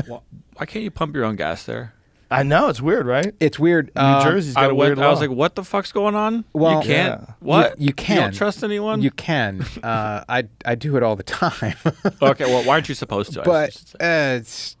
I a think law. it was a liability thing. Yeah, you're not supposed to. But everywhere else was like, Yeah. like, what was the issue? Well, New Jersey is right next to New York. You go to New York, you pump your own gas. Pennsylvania. Yeah. I know. It's one of the. I don't understand it. Yeah, I Still, think it's like there's stuck. a couple of other states that have a similar rule. No, I think like Oregon is the only other state I believe that Just they Oregon? Yeah, I believe so. That has certain stations that are like full serve. And Dude, other I those fucking things. never see full serve gas stations. When was the last time you saw a gas station where someone's pumping other people's gas? 10 years ago, Jersey. New Jersey. I was like, what the fuck's going on Jersey. here? What? Yeah. It's weird because it's like people are like, hey, get rid of it so that we can save money on gas, and it's like but PA has pretty fucking high, like their gas tax is high, so the gas is kind of similar. They would save money, like we would save money, if we got rid of it, but there are a lot of people that live in New Jersey. They're like, I won't pump my own gas. Really? Yeah. That's so weird. Yeah. They just want to stay in their car Yeah. and stay warm. Yeah. That's so bizarre. I used to work at a gas station, and we used to pump people's gas, but Yeah. that was in the 80s. I wonder if it was even legal to pump your own gas back then. I wonder if they had self-serve gas back then, because back then I don't even know if people use credit cards. I remember growing up, there were pumps that were there would be stations that would like that's the ones Right. closest are full, the ones everything else is self. I've And seen that in places. there's like one in Ohio that I knew Yeah, about. I've seen that in places, but it's been a long time. But yeah, we used to pump people's gas. And they would check your fluids and everything. Oh yeah. Pop the hood. Clean your Yeah, windshield. add washer fluid, all that jazz. Yeah, clean your windshield. It's not like a bum on the side of the highway. Spitting on it with a piece of newspaper. Oh my God, there's a guy the other day that he was so dirty, and he had this bucket of water that I'm sure was as dirty as him, and he's trying to wash people's windshields. Like, it's already clean. Like, what are you doing, man? Yeah, Poor guy. There's other ways to make money. it's true. Also, you see, like, I saw a guy the other day that was just standing there with a bucket. He had a thick gold chain on, like a rapper gold chain, and a nice pair of sneakers, and it looked good. He looks like he's all right. He's doing good, and he's standing there at the stop sign on the corner where the stoplight is with a bucket, just asking for money. And then the light turns red, and he starts walking up to cars with the bucket, and some people were giving him money. I'm like, what's going on here? You do not look like a bum, sir. You look like a man who's found another way to make money. Yeah, Just ask for it, yeah, which is tricky. it is tricky. So you'll go somewhere else, and then so you're just gonna figure out what you want to do when you're done. Yeah. You know, I want freedom. Yeah. Like I've kind of come to that point where it's like, no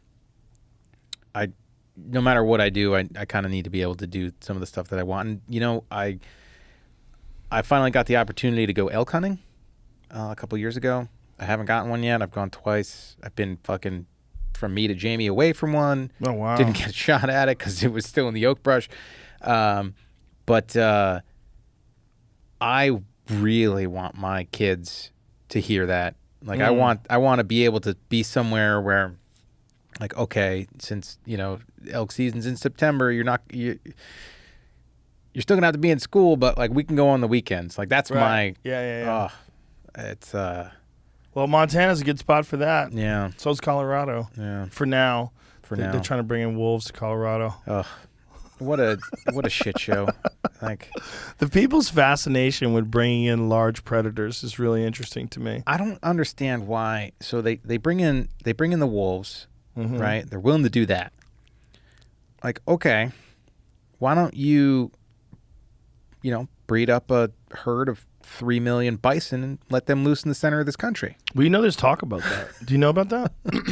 You know about the American prairie? What is it called? Oh my God, what is the name that they use?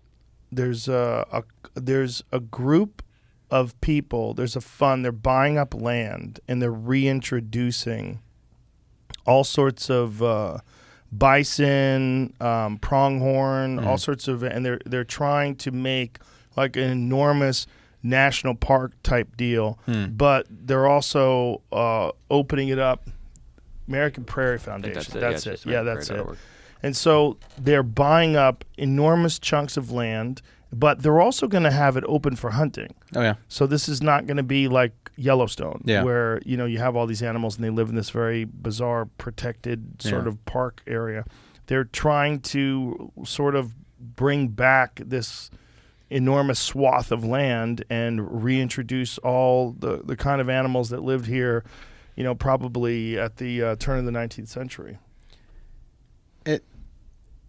That's cool. Yeah. I like it. I just like you introduce the wolves, and the wolves don't stay where you want them to stay. They fucking don't. go everywhere. They eat cattle. They fucking eat sheep. They get into all sorts of trouble. It's a complex issue. It is. And the problem is when people agree to bring the wolves in, they generally agree that there's a number that those wolves will get to. This is what happened with Yellowstone. They agree there's a number that those wolves can get to that's a sustainable population, and they'll open them up to management. And what management means is hunting. Like people will kill some of those wolves to keep the populations in check.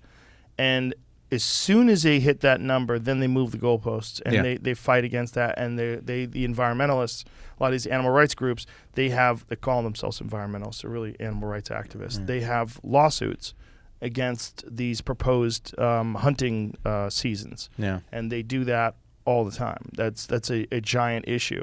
I think if they recognize that needs to be taken into consideration whenever they make this sort of agreement to reintroduce wolves. They have to look at what happened when they reintroduced the wolves into Yellowstone. How many lawsuits were, like, how many people fought against this idea of the hunting of the wolves?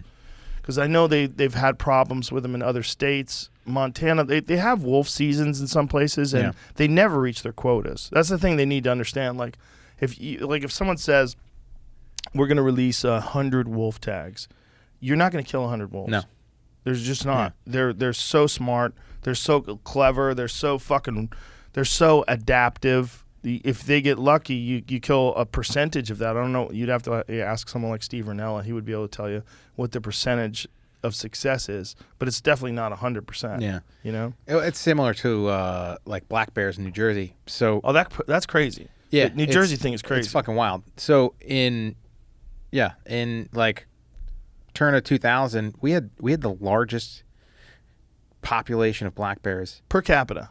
Yeah, in the United States. Yeah, in the fucking world. Yeah, like that section of northwestern New Jersey, because it was only 3 counties had black bears, like legitimately had black bears in New Jersey, and then it was New York, Pennsylvania, right in the tri-state corner. And like, I started hunting them right when it opened. I never saw a fucking bear during season because it was always during 6-day firearm, which is the second week of December. And I fucking never saw them. I'd see them before and I'd see them afterwards. As soon as they hear the first bang bang, yeah, dude, they're so out of here. They're so like tuned in. Yeah, their nose is so fucking good. And like, yeah, like you managed them. You got the first year that they opened it up, we got a decent amount. And then like they started to spread out. And now they're in every county in the state. And like me, I've got trail cam pictures of a sow with 5 cubs. And what people don't get is the only reason a sow has 5 cubs is because her body feels like she can support them because she's got plenty of fucking browse to eat. You know, the bears don't want to eat garbage and get into, human shit. But they will. And like a lot of the issues you have too is that people are like, oh, well, we can just scare them off, shoot them with rubber buckshot. And that's what like the cops try to do when they come to a bear call. And it's like, this bear doesn't have millions of acres to go like a bear in Montana. Right. Like he can go like 1,500 yards, if that, right. And then he's in the next person's, the next town over or the next person's yard or whatever. Like, and the reason that they're coming into people's, like, get busted into garages and stuff like that is because they're not the big bear. Like, the big bear never does that shit. The big bear eats whatever the fuck the big bear wants to eat, which is the blueberries and the raspberries and all sorts of cubs. Yeah, and cubs.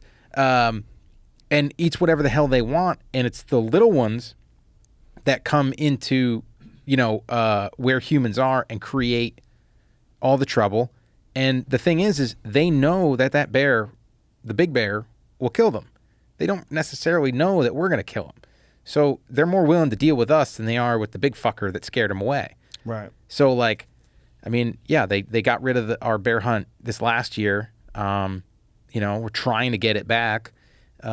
It's a shit show because it's like you've got the most populated state in the country. Yeah. And a giant fucking bear herd that, I mean, you shouldn't see one. You really shouldn't see them, like, in your yard. In suburbs. Yeah. And you see them all the time. You see them all the time. Did you see that one in Far Rockaway where there's 2 giant bears were in a brawl and there's a YouTube video? Yeah, yeah. It's a fucking residential suburban neighborhood and you got like 2 500-pound bears going to war. Yeah. Fighting over trash cans. Yeah. That's what they fight over. They fight over territory. Like who can get the trash cans in this neighborhood? Like It's so dumb. California almost killed it. They almost killed it last year, but all the protests and all the people like rallying against it, they backed off. But they were trying to get rid of the bear hunt in California, and it's a similar situation. There's an overpopulation of bears, and overpopulation of black bears is. I understand that people have this thing about bears, where Ranella calls them charismatic megafauna, and it really is what that is. Like people grew up with teddy bears, right? You grew up with Yogi the Bear on TV, but bears are predators, and they're also edible, and they taste good. They do taste good. Yeah, that's another thing. People go, man, you don't eat bears. Why would you kill a bear? No, I fucking eat bear. Yeah. I've eaten them. They're good. Buy my cookbook. There's a couple recipes. Yeah, it tastes like that. I describe it. It tastes like a deer fucked a pig.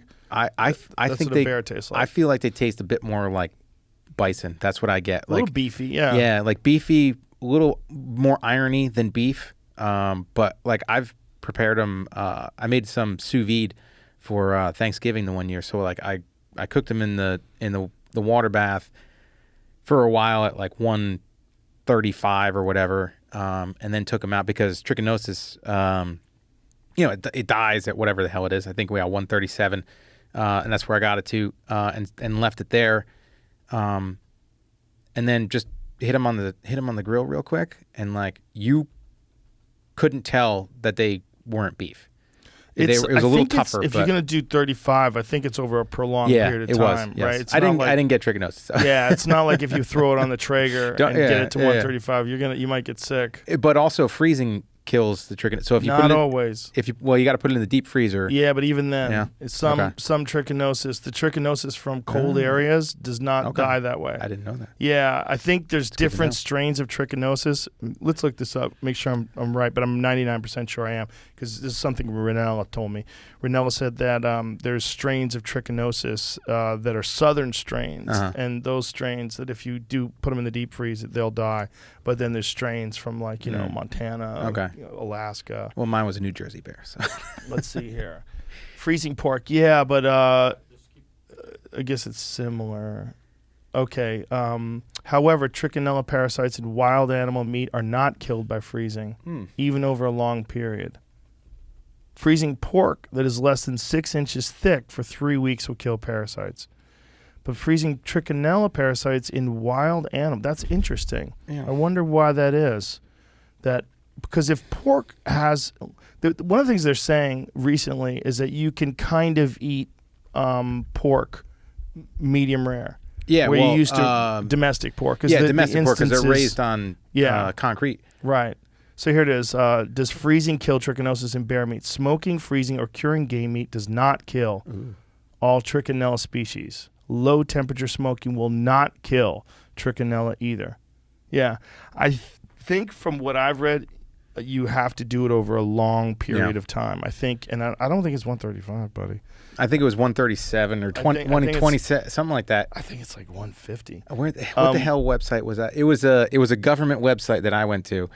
There it is right here. It says 160 is more than ample temperature to kill all forms of trichinosis and that may be instant. Living. But it says while freezing for at least 20 plus days is known to kill most forms of trichinosis, I cannot recommend this method as there are strains that are resistant to freezing. Yeah, that's what I've heard. And that's what Well, I hope that nothing eats me because they might get trichinosis.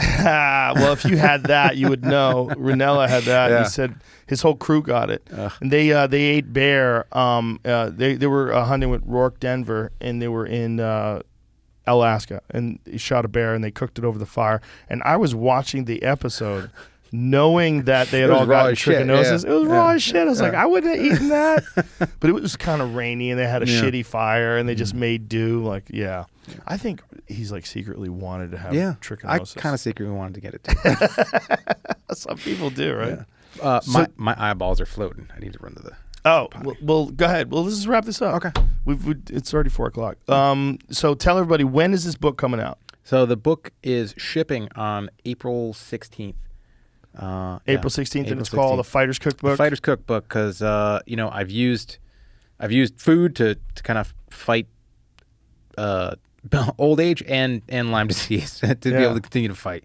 And just to maintain health. Yeah, man. Like the direction that we're going with some of this shit, like I see some of this like lab grown meat or this 3D printed shit or like even like the some of the farming methods that we're using, that we have been using for a long time. It's so fucked. Yeah. It's so fucked, and people have gotten into this rhythm of just eating for convenience, and eating real food.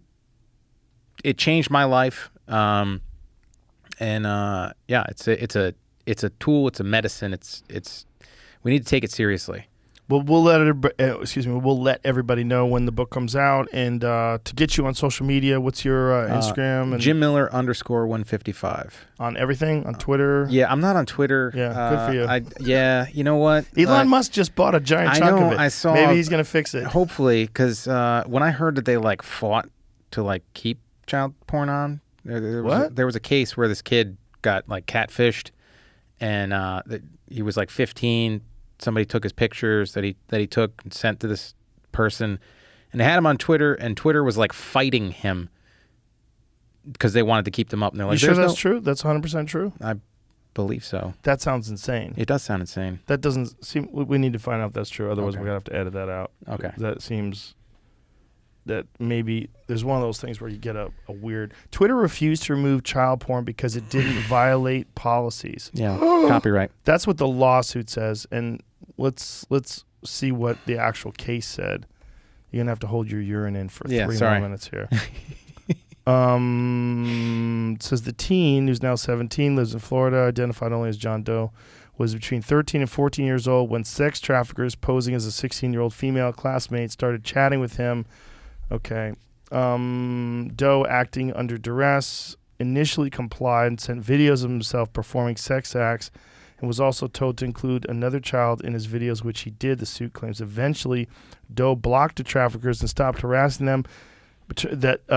They stopped harassing him, but at some point in 2019, the video surfaced on Twitter under 2 accounts that were known to share child sexual abuse material. Over the next month, the videos were reported to Twitter at least 3 times.